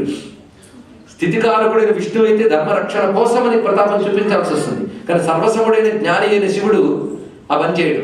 కనుకనే శివుడు కొట్టాలి, అదొక కండిషన్. అందుకే ఏవేది ఇంపాసిబులో అవి పాజిబుల్ అయినప్పుడు చూద్దాం అన్నాడు. దాన్ని బట్టి చావు తప్పించుకోవచ్చు, చావు తిని తెట్లేవన్నీ కొట్టాలి. అందుకు శివుడు కొట్టాలి. ఆ కొట్టడం కూడా ఒక్క బాణంతో కొట్టాలి, నో ఛాన్స్. ఒక్క బాణంతో 3టిని ఒకేసారి కొట్టాలి. మేము స్ట్రైట్ లైన్లో ఉన్నప్పుడు ముహూర్తం కూడా చెప్తున్నాడు. పుష్యార్క యోగం. పుష్యార్క యోగం అంటే ఇది గురు యోగం అని పేరు. దీనికి తాత్వికంగా చూస్తే గురువు మనకి లభించినప్పుడు ఆ యోగం వస్తుంది. ఆ యోగంతో ఈ త్రిగుణాన్ని దాటగలము అని దీని యొక్క భావం. అది వేరే విషయం. తాత్వికంగా ఆలోచిస్తే తత్వం జోలికి వెళ్ళనంటూనే వెళుతున్నది క్షమించాలి. సరే, మొత్తానికి ఇప్పుడు ఆ పుష్యార్క యోగం ఇన్ని ఫిక్స్ చేసుకున్నారు. వీళ్ళ దృష్టిలో ఇవన్నీ ఇంపాసిబుల్ కాబట్టి మేము బతికి వచ్చి హాయిగా వీళ్ళు తెలివితేటలు. ఆఖరి చూడండి, బ్రహ్మగారికి ఠోకర్ అవుతాం అనుకున్నాను. ఆయన సరేలే, మీ తెలివితేటలు మించిన తెలివితేటలు పరమాత్మ ఆయన చూసుకుంటారని మనం గ్రాంటెడ్. ఈ పట్టణాలు తిరుగుతున్నారు. మొత్తం ప్రపంచానికి అల్లకల్లంగా ప్రమాదకారిగా తయారైపోయారు వాళ్ళు ఇక్కడ. ఆ సమయంలో శివుడి దగ్గరికి వెళ్ళి ప్రార్థన చేస్తే ఆయన ఒక యునిక్ రథం, ఇంతవరకు కనీ వినని ఎరగని రథం, వాళ్ళ కండిషన్స్ అదొకటి, అలాంటి రథం ఉండాలి. ఆ రథం ఇప్పుడు శివుడు డిజైన్ చేస్తున్నాడు చూడండి. భూమి రథముగా ఉన్నది, వేదములు గుర్రాలయ్యాయి, ఛందస్సులు పగ్గములయ్యాయి, ఓంకారం కొరడాగా బ్రహ్మదేవుడు సారథిగా ఉన్నట్ట. ఎంత అందమైన విషయం ఇక్కడ. ఇక రథానికి అమర్చినటువంటి చక్రాలు సూర్యచంద్రుడు, దానికి కమ్మీలు, దానికి పుట్టిన స్తంభాలు, విశ్వంలో ఉన్న నక్షత్ర గ్రహ దిక్ ఇత్యాది శక్తులన్నీ రథం యొక్క ఇతర ఎలిమెంట్స్ కింద తయారయ్యే పార్ట్స్గా మొత్తం ఈ రథంపై స్వామి ఉన్నాడు. ఒక్కసారి ధ్యానం చేస్తే ఇది విశ్వరథం. ఈ విశ్వరథం అంతా కలిపి, విశ్వం అంతా కలిపి ఒక రథంగా చూపిస్తున్నారు. ఒక రథం కదులుతుందంటే అన్ని ఒకదానికి ఒకటి కనెక్షన్ ఉంది, కానీ ప్రపంచంలో కూడా ఒకదానితో ఒకటి కనెక్షన్ ఉంది, దేనికది పార్ట్స్ కాదని జ్ఞానం మనకు పురాణం ఇస్తుంది చూడండి. ప్రపంచం అంతా కలిపి ఒక యూనిట్, విశ్వం ఒక రథం. రథం తయారైంది కదా, ఈ విశ్వరథానికి ఓనర్ ఎవడు? విశ్వేశ్వరుడు. అక్కడ వాడి చేతిలో ధనువు మేరు పర్వతం, బంగారు కొండ, అంటే అంత స్టబర్న్గా నిలబడాలి, అంత స్ట్రెంగ్త్తో దాన్ని తీసుకున్నాడు. తీసుకుని వాసుకి అనే మహాసర్పాన్ని నాలిగా పెట్టాడు, విష్ణువుని బాణం చేశాడు, సిద్ధమే కొట్టబోతున్నాడు. ఆ 3 అబ్బే దొరుకుతామా అనుకున్నాయట. ఎందుకంటే స్ట్రైట్ లైన్ ఉంటే కదా, మేము ఎప్పుడు వంకర గళ్ళలే, స్ట్రైట్గా ఉంటే వంకర ఉండదు. చూడండి ఎంత బాగా చూస్తున్నాడు. రుజుత్వం ఒక మాట ఉన్నది. రుజుత్వం అంటే అర్థం మనస్సు మాట చేత 3 ఒకలాగంటే రుజుత్వం. మనం ఎంత ప్రయత్నించినా అది ఉండమన్నా ఉండదు మన దగ్గర. యథాచిత్తం తథావాక్య, యథావాక్యం తథాక్రియ అనేది ఎంతమంది దగ్గర ఉంటుందండి. త్రికరణాలు అవి తిన్నగా ఉండవు. ఇప్పుడు అందుకు వాళ్ళు ఎక్కడ జాగ్రత్త పడ్డారంటే, మేము అనుకోని ఇంతవరకు పాసిబుల్ అయింది, ఇంకా మా చేతిలో ఉంది, మనం ఎప్పుడు తిన్నగా ఉండకుండా జాగ్రత్త పడదాం అనుకున్నారు ముగ్గురు కూడా. కానీ 3 పట్టణాలు తిన్నగా ఉండకుండా ఎవడిది కూడా అవుతున్నాయి. శివుడికి చాలా సమస్య వచ్చింది. బాణం తీస్తున్నాడు, వాళ్ళు స్ట్రైట్గా ఉండకుండా గొడవ పెడుతున్నారు. ఎలా కొడతాను అనుకున్నాడు. వాళ్ళు ఆవిడ పక్క చూశాడు, ఆవిడుందా పక్కనే జగన్మాత. ఆవిడంది, పిల్లాడికి చెప్పొచ్చారా అని అడిగింది. అరే చెప్పలేదే, ఒకసారి ఆయన వెళ్ళి కన్సల్ట్ చేయించాలి. అప్పుడు ఆయన ఏం చేస్తాడు, మళ్ళీ అక్కడ చోటు చూసుకుని ధ్యానం చేయడం మొదలెట్టాడండి. 5 ముఖాలతో కూర్చొని ధ్యానం చేస్తున్నాడు. సజ్జోజాత వామదేవ అఘోర తత్పురుష ఈశాన. 5 ముఖాలతో ధ్యానం చేస్తుంటే ఒక్కసారి తన నుంచి ఏదో బయటకు వచ్చినట్టు అనిపించింది. ఏమిటి అని చూస్తే ఎదురుగా 5 ఏనుగు ముఖాలతో సింహం మీద గణపతి కనబడ్డాడు. తన నుంచే వచ్చినదంటే తన ఆత్మలో ధ్యానించే స్వరూపమే ఎదురుగా వచ్చింది 5 ముఖాలతో. ఆ ముఖాల మీద కూడా సత్యోజాత వామదేవ ఘోర తత్పురుష. మీరు ఇప్పుడు వెళ్ళి ప్రదక్షిణ చేయండి, మూర్తి కనబడుతుంది ఇక్కడ ఈ ఆలయంలో. ఈయన పేరు హేరంబ గణపతి. ఈ స్వరూపం పేరు హేరంబ గణపతి. దీనార్థపాతకు హేశ్చ రంభ పాలకవాచక పరిపాలకంచ దీనానాం హేరంబం ప్రణమామ్యహం అంటుంది బ్రహ్మ వివృత పురాణం. హే రంభ అంటే దీన పాలకుడు అని అర్థం. ఇంకొక అర్థం మనకి అమరకోశంలో లింగా భట్టీయంలో చెప్తాడు. హేశ్చ శివస్య సన్నిధవు రంభతి క్రీడతీతి హేరంబ అన్నాడు. శివుడి సన్నిధిలో ఆడుకునేవాడు, శివుడి సన్నిధిలో కనబడ్డాడుగా అని హేరంబ గణపతి. ఇక్కడ ఆ హేరంబ గణపతిని ఉద్దేశించి శివుడు సహస్రనామ స్తోత్రం చేస్తాడు. ఇదే ఇప్పుడు ప్రసిద్ధిలో ఉన్న గణేశ సహస్రనామ స్తోత్రం అంటే ఇదండి. చదివి చూడండి, మధురంగా ఉంటుంది. లలితా సహస్రం ఎంత పటిష్టంగా ఉంటుందో అంత పటిష్టంగా ఉన్న మరొక సహస్రం గణపతి సహస్రమే. అనేక సహస్రనామ స్తోత్రాలు పెద్దల వల్ల చదువుకునే భాగ్యం లభించిన నేను ఆ అనుభవంతో చెప్తున్న మాట. లలితా సహస్రనామం తర్వాత అంత పటిష్టమైన శాస్త్రార్థములు దాచుకున్న నామానివే, అంత పటిష్టం. అందుకే లలితా సహస్రనామాలకు భాష్యం రచించిన భాస్కర్ రాయులు వారే గణపతి సహస్రాన్ని కజ్జోతిని వ్యాఖ్యానం రచించాడు. గణపతి సహస్రం అంత అద్భుతమైన శాస్త్రం. ఆ సహస్రం ఎందుకైనా అంత గొప్పది అయింది అంటే శివుడు చేశాడు ఈ సహస్రాన్ని. ఈ సమయంలో శివుడు చేస్తాడు స్వామిని చూస్తూ, గణపతిని చూస్తూ. అప్పుడు గణపతి నేను చూసుకుంటానే ఇప్పుడు యుద్ధానికి వెళ్ళాను. అప్పుడు శివుడు బయలుదేరి ధనుసును సంధిస్తే మళ్ళీ యుగుడు అవుతున్నారు వాళ్ళు. గణపతి ఇక్కడ నుంచి తొండని చాచి ముగ్గురిని స్ట్రైట్ గా పెట్టాట. ఇప్పుడు కొట్టున్నా అన్నాడు. వెంటనే శివుడు ఒకే బాణంతో ముగ్గురిని కొట్టాడు. త్రిపురాసురుడు సంహరింపబడ్డారు, లోకానికి క్షేమం కలిగింది. 3 ఒకేసారి కొట్టారంటే బ్రహ్మగ్రంథి విభేదిని, విష్ణు గ్రంథి విభేదిని, రుద్రగ్రంథి విభేదిని. అర్థమైన వారికి అర్థమైనంత. మొత్తానికి గణపతి అనుగ్రహం లేదంటే 3 తిన్నగా ఉండవు. ఎందుకంటే వక్రాంతి ఉండయింది కదా. ఇలాగ నాన్నగారికి అంత సహకరించాడు, మరి అమ్మగారికి ఎంత సహకరించాడు చూడాలి కదా. బండాసురుడితో యుద్ధానికి వెళ్ళింది అమ్మ లలితాదేవి. ఆ యుద్ధానికి వెళుతున్నప్పుడు బండాసుడికి 2 మిత్రులు ఉన్నారు. మిత్రులు మంత్రులు సోదరుడు కూడా వాళ్ళు గట్టివాడు. విశుక్రుడు విషంకుడు 2. ఇందులో విశుక్రుడు ఏం చేశాడంటే శక్తి సేనలు కోట్ల కొలుతున్నాయి, వాటి పేరే శక్తి సేనలు. మొదటి నుంచి మంచి అత్యుజ్యాజంతో మంచి పవర్తో యుద్ధం చేస్తున్నాయి. అసురులు మిగలట్లేదు. పైగా అమ్మవారి దగ్గర బలమైనటువంటి ఆ శక్తి శరణలతో పాటు మహాదేవతలు 3 ఉన్నారు. శ్యామల, వారాహి, బాలా, త్రిపుర సుందరి. ఈ ముగ్గురు అసలు అమ్మవారి దాకా వెళ్ళనక్కర్లే కూడా వాళ్ళే రాక్షసు పట్టేస్తున్నారు. వీళ్ళని ఎలా పట్టడమా అని ఆలోచించాడు. విశుక్రుడు మంత్రి కనుక మంచి వ్యూహం వేశాడు. వీళ్ళని మన ప్రతాపంతో కొట్టలేము, వంచనతో కొడదాం అనుకున్నాడు. చూడండి, పురాణాలు అంత సింబాలిక్గా చెప్తారనడానికి ఇది పెద్ద ఉదాహరణ. ఆయన ఒక విఘ్న యంత్రాన్ని తయారు చేశాడు. దాని పేరు జయ విఘ్నశిలా యంత్రం. దానిలో 8 మంది దేవతలను ఆవాహన చేశాడు. ఇవి దుష్ట దేవతలు అండి, మామూలు వాళ్ళేం కాదు. వాళ్ళని ఆవాహన చేశాడు. దీన్ని మన చేతబళ్ళు ప్రయోగాలు, క్షుద్ర ప్రయోగాలు ఉంటాయి కదా, అలాంటిది.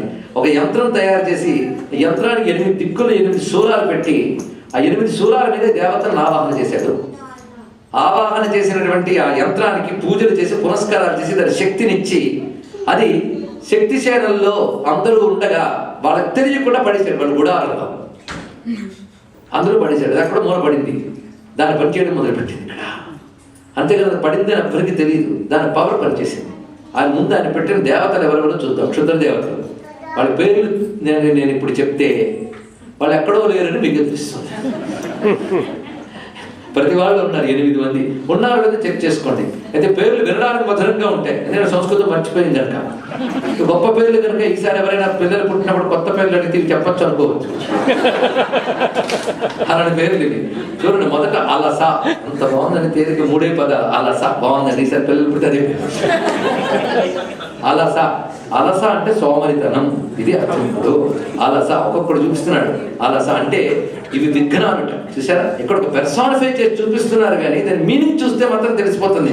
విఘ్నాలు అంటే ఏంటంటే 8 చెప్పారు. ఇది ఈ రోజుల్లో పర్సనాలిటీ డెవలప్మెంట్ కోర్సుకు చెప్పాల్సిన పాఠం అండి. ఇది తెలుసుకోండి. పురాణాలు నామాలకి జస్ట్ మనం తలపెట్టి ఆలోచిస్తే తప్పకుండా మనకి పర్సనాలిటీ డెవలప్మెంట్ కోర్సెస్ వస్తాయి. మనకి విఘ్నాలు ఏంటో చెప్తున్నాడు. 8 విఘ్నాలు ఉంటాయి చూడండి. మొదటి అలస అంటే ఇందాక చెప్తున్నాడు, సోమరితనం. చాలా మందికి అసలు కారణం అది. సోమరితనంతో పనులు మానేస్తారు. దాన్ని సైంటిఫిక్ రీజన్స్ చెప్తారు. అవునా లేదు? వాడు పొద్దుట్లో అయితే ధ్యానం చేయాలంటే పొద్దుటే ఎందుకు చేయాలి, 9ంటికి చేస్తే తప్పే ఉంది. సైన్స్ ఒప్పుకుంటుందా? ఇప్పుడు సైన్స్ కదా, బద్దకం అంటే సార్. 100కి 99.9% అని చెప్పే సైంటిఫిక్ రీజన్స్ ఇలాంటివి. అసలు కారణాలు అలసత్వాలు చెప్పేవో పెద్ద కబుర్లు. అలస. ఇప్పుడు నేను చెప్పేది మీరు ఏ ఫీల్డ్కి అన్వయించుకోవచ్చు. అది ఎడ్యుకేషన్ కావచ్చు, కెరీర్ కావచ్చు, స్పిరిచువల్ సాధన కావచ్చు. దేనికైనా విఘ్నాలు ఇవే. అవునా లేదా ఆలోచించదు ఇక్కడ. కనుక మొదటిది అలస, సోమరితనం. రెండవది దీనా. దీనా అంటే దిగులుగా ఉండడం. ఈ దిగులుగా ఉన్నవాడు ఏది సాధించలేంటే చూడండి. హనుమంతుడు చూడండి ఎంత ఉత్సాహంగా బయలుదేరుతాడు. ఆయన అక్కడ ఎప్పుడు ఉత్సాహం ఉండాలి, దిగులు పనికిరాదు. కొంత నేను పని చేయాలంటే ముందు ఏడు మొహం పెట్టుకుని బయలుదేరుతుంటాను. సామెత ఎలాగో ఉన్నది, మొగుడు కొట్టాడా మొహం తీరాలి, మొహం తీరేనండి అన్నారు. అలా ఇక్కడ ఎప్పుడు దిగులే. ఎలా ఉన్నది ఏం చెప్పేదండి, ఎప్పుడు అది. వాడు ఏది సాధించలేడు. గుర్తుపెట్టుకోండి. అనిర్వేద శ్రేయోమూలం అనిర్వేద పరం సుఖం అనిర్వేదో సతతం సర్వార్థేషు ప్రవర్తక అంటాడు హనుమంతుడు సుందరకాండలో. దిగులున్న వాడు ఏది సాధించలేడు, దిగులు లేనివాడు ఏదైనా సాధించగలడు. తెలుసుకోండి. అలస, దీన. తర్వాత కృపణ. ఇది ఇంచుమించు దీనక తమ్ముళ్ళలో ఉంటాడు. కృపణ అంటే పిరికితనము, బేదతనము. కొందరు ఏది చేయాలని భయమే. పాపం వాడు ఏది చేయలేడు. పరిశీలించాడు, ఏదైనా భయమే వాడికి. ఆఖరికి ట్రైన్ ఎక్కితే యాక్సిడెంట్ అయిపోతుందేమో భయం. ఏం కుదురుతాడు వాడు ఇక్కడ, ఏ పని చేయాలి. అవునా లేదంటే వీడు పిరికితనం. అలస, దీన, కృపణ. తర్వాత నిద్ర చెప్పక్కర్లేదు. దాని తర్వాత తంద్ర, కునికిపాటు. నేను ఒకసారి దీన్ని ఎక్స్ప్లెయిన్ చేయడానికి ట్రై చేస్తుంటే ఒక ఆవిడ ప్రవచనం నుంచి లేచి చెప్పింది, మీరు 6:30 నుంచి 8:30 వరకు చెప్పినప్పుడు 6:30 పడుకు 8:30 లేస్తే నిద్రండి, మధ్యలో లేచి వింటే తంద్రండి అని చెప్పింది. అంతే, నిద్ర తంద్ర తేలిపోయింది. కొంతమంది పాపం పాటలు నేర్చుకోవడానికి వస్తారు, మ్యాథమెటిక్స్ ఏదో చదువుకుందామని. సరిగ్గా అప్పుడు వస్తుంది నిద్ర. ఆ తర్వాత చాటింగ్ కలిగిన నిద్ర రాదు, అదేమిటో తెలియదు. కనుక అక్కడ పనిచేసింది. అదే విఘ్నాలు అంటే ఇవే. కనుక మన కొన్ని అబ్స్టెకల్స్ అంటే హర్డల్స్ అంటే ఇవే. ఇక్కడ అలస, దీన, కృపణ, నిద్ర, తంద్ర. తర్వాత క్లీబా అన్నాడు. క్లీబా అంటే ఒక అర్థంలో నపుంసకత్వం. ఇదంటే ఏంటో లేదండి, అంతదాకా ఉత్సాహం చూపించి కార్యం దగ్గరికి పని చేయడానికి వచ్చినప్పుడల్లా ఏం చేయాలో తెలియని కన్ఫ్యూజన్లో పడిపోతారే, దాన్ని క్లీబా అంటారు. ఇక్కడ ఆ స్థితి భగవద్గీతలో కనబడుతుంది. అర్జునుడికి అంతదాకా గొప్ప గొప్ప మాటలు చెప్పి తీరా యుద్ధానికి వచ్చేటప్పటికి అసలు పెద్ద పెద్ద వేదాంతాలు చెప్పాడు ఆయన. ఏమని వీళ్ళని చంపి ఆ నెత్తురుకోడు తినే కంటే బిచ్చం ఎత్తుకుని బతకడం చాలా గొప్ప కదా ఏమంటారు కృష్ణ అంటే కృష్ణ అరేను అన్నది కరెక్టే కొంత సకాలం అనుకున్నాడే. కృష్ణుడు వెంటనే నపుంసకుల్లా మాట్లాడుకురా అని తిట్టాడు. చూడండి గట్టిగా అన్నాడు, నువ్వు మరి మాట్లాడకు, నువ్వెవడివి, క్షత్రియుడివి, రూలర్, అతని బాధ్యత ధర్మబద్ధంగా పాలించాడు. అదే నువ్వు ఇలా మాట్లాడకూడదు. నీ ధర్మం ఏంటో నీకు తెలియకుండా అయోమయం ఏర్పడి కర్తవ్య విమూఢత అది ఏర్పడితే దాని పేరు క్లీవా. అది క్లైబ్యం మాస్మగమ పార్థ నైతత్వయుపపద్యతే క్షుద్రం హృదయ దౌర్బల్యం చెత్త ఉద్దిష్ట పరంతవా. నువ్వు ఫిలాసఫీ అనుకుంటున్నావు, నేను ఆర్ట్ వీక్నెస్ అంటున్నాను. దౌర్బల్యం, హృదయ దౌర్బల్యం, దాన్ని విడిచిపెట్టరా అన్నాడు. అది క్లైబ్యం, అక్కడ వస్తాను చూడండి. అది క్లీవా. దాని తర్వాత ప్రమీలిక. ప్రమీలిక అంటే ముడుచుకుపోవడం, షై. అక్కడ దాకా వస్తాడు. అక్కడికి వచ్చినప్పటికీ ఎక్స్ప్రెస్ చేయలేక సిగ్గుపడి వెనక్కి వచ్చేస్తాం. మనం ఒక ప్లాన్ వేస్తాం, మొత్తం తీర ప్రొజెక్ట్ చేసేటప్పటికల్లా ఒక వెనకంజ వేయుట, దీన్ని వెనుకంజ వేయుట అంటారు ఇక్కడ. అది క్లీవా. నిరహంకార, ప్రమీలిక అని చెప్పబడుతుంది. తర్వాత నిరహంకార, తర్వాత మాట ఇది. నిరహంకారం అంటే అహంకారం లేకపోవడం. ఇదేమిటంటే అహంకారం దుర్గుణం అంటారే, మరి అహంకారం లేకపోవడం దుర్గుణం మీరు అంటున్నారంటే అహంకారానికి అటు ఇటు రెండు ఎక్స్ట్రీమ్స్ ఉన్నాయి. ఒకటి దురహంకారం, ఒకటి నిరహంకారం.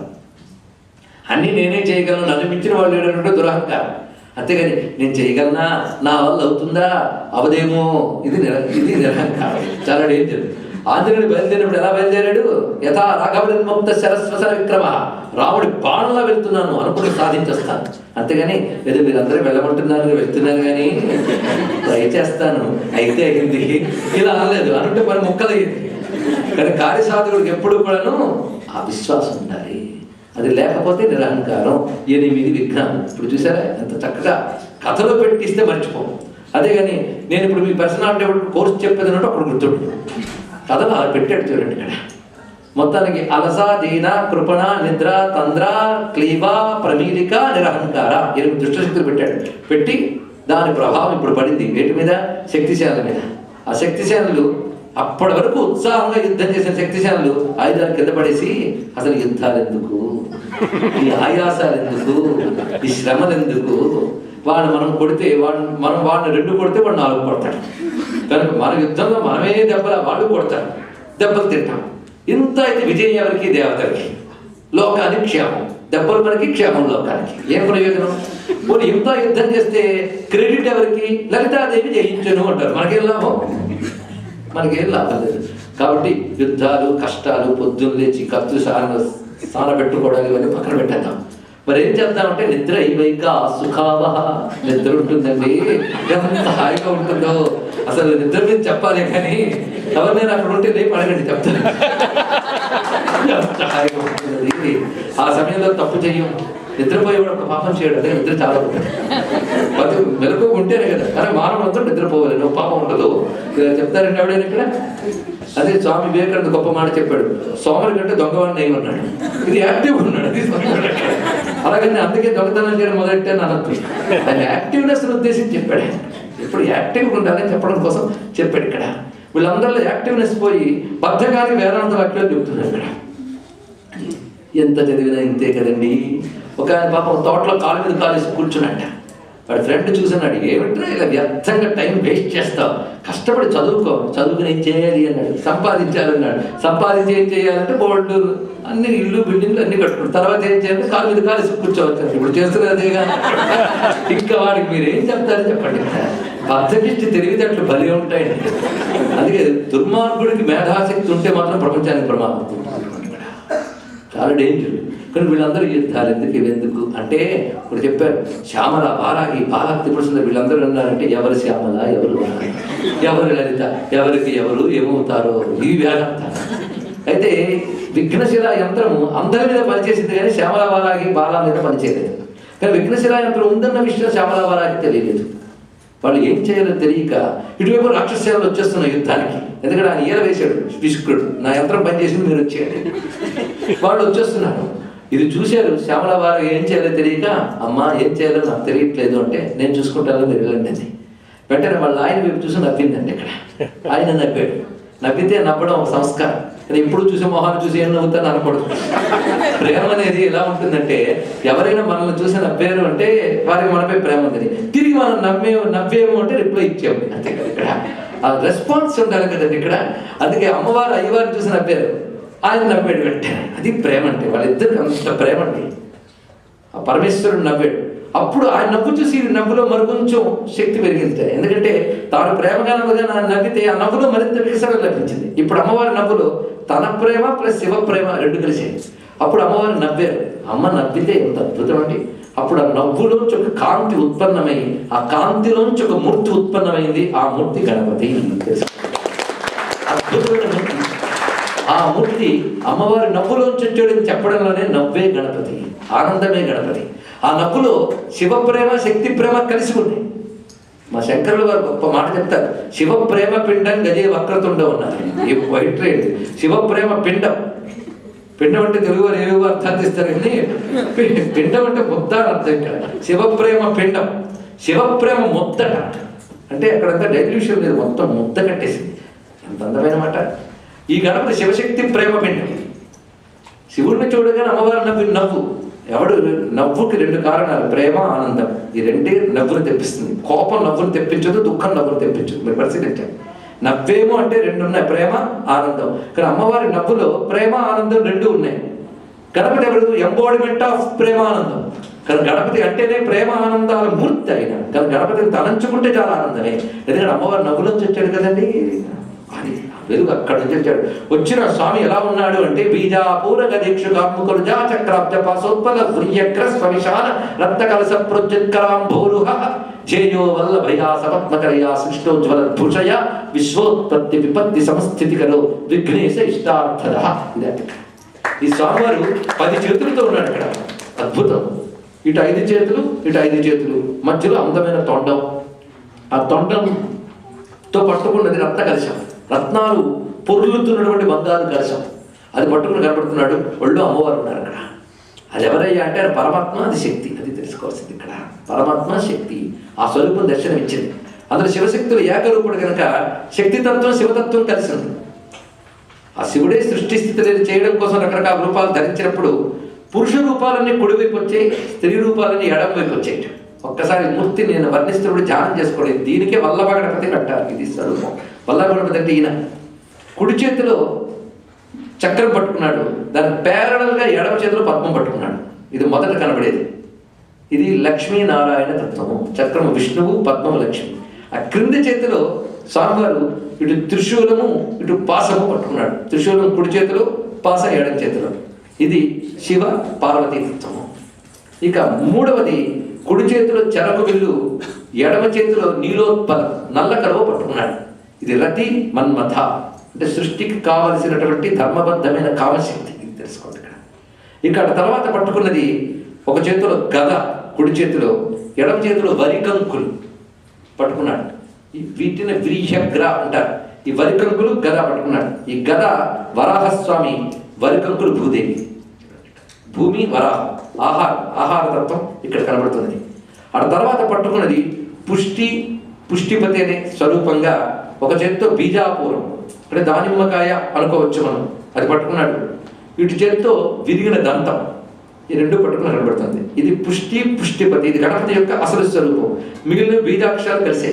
ఆ బీజాక్షరాలు లక్ష్మీనారాయణ బీజాక్షరం, గౌరీశంకర బీజాక్షరం, రతిమన్మథ బీజాక్షరం. దీన్ని కామరాజ బీజం అని అంటారు. తర్వాత భూవరాహ తత్వము, తర్వాత గణపతి తత్వం. మొత్తం ఇప్పటికి 5 అయ్యాయి. 5 వాటి శక్తులు కలిపితే 10 అయ్యాయి. వీటి పంచమిథున దేవతాంచితాకారం. పంచమిథునము దేవతలు. మిథునం అంటే జంట, కపుల్స్. మొత్తం 10 శక్తులు. ఈ 10 శక్తులు ఏమిటో కాదయ్యా చూపిస్తున్నాడు ఇక్కడ. ఈ 10 శక్తులు కూడాను మనకి ధర్మార్థ కామ మోక్షములు ఇచ్చే పరమాత్మ చెప్తున్నాయి. ఇక్కడ పరమాత్మ గణపతి రూపంలో ఉన్నాడు కనుక క్రింద ఉన్న 2 చేతులు గణపతి, పైన 4 చేతులు, ముందు కనబడుతున్న 2 చేతులు ధర్మ, తర్వాత అర్థ, తర్వాత కామ, మోక్ష. ఈ 4 ఇస్తున్నటువంటి బ్రహ్మముగా తన గోచరిస్తున్నాడు. కనుక చెయ్యి ఎప్పుడైనా మనకి ఇవ్వడానికి, ఒక్కడు గుర్తుపెట్టుకోండి, భగవంతుని చేతులు ఇవ్వడానికి, మన చేతులు పుచ్చుకోవడానికి. అంతే కదా. అది ఇచ్చే చెయ్యి, మనది చాచే చెయ్యి. మన చేతులు ఇప్పుడు ఇలా ఉంటాయి, ఆయన చేతులు అలా ఉంటాయి. ఇస్తూ ఉంటాడు.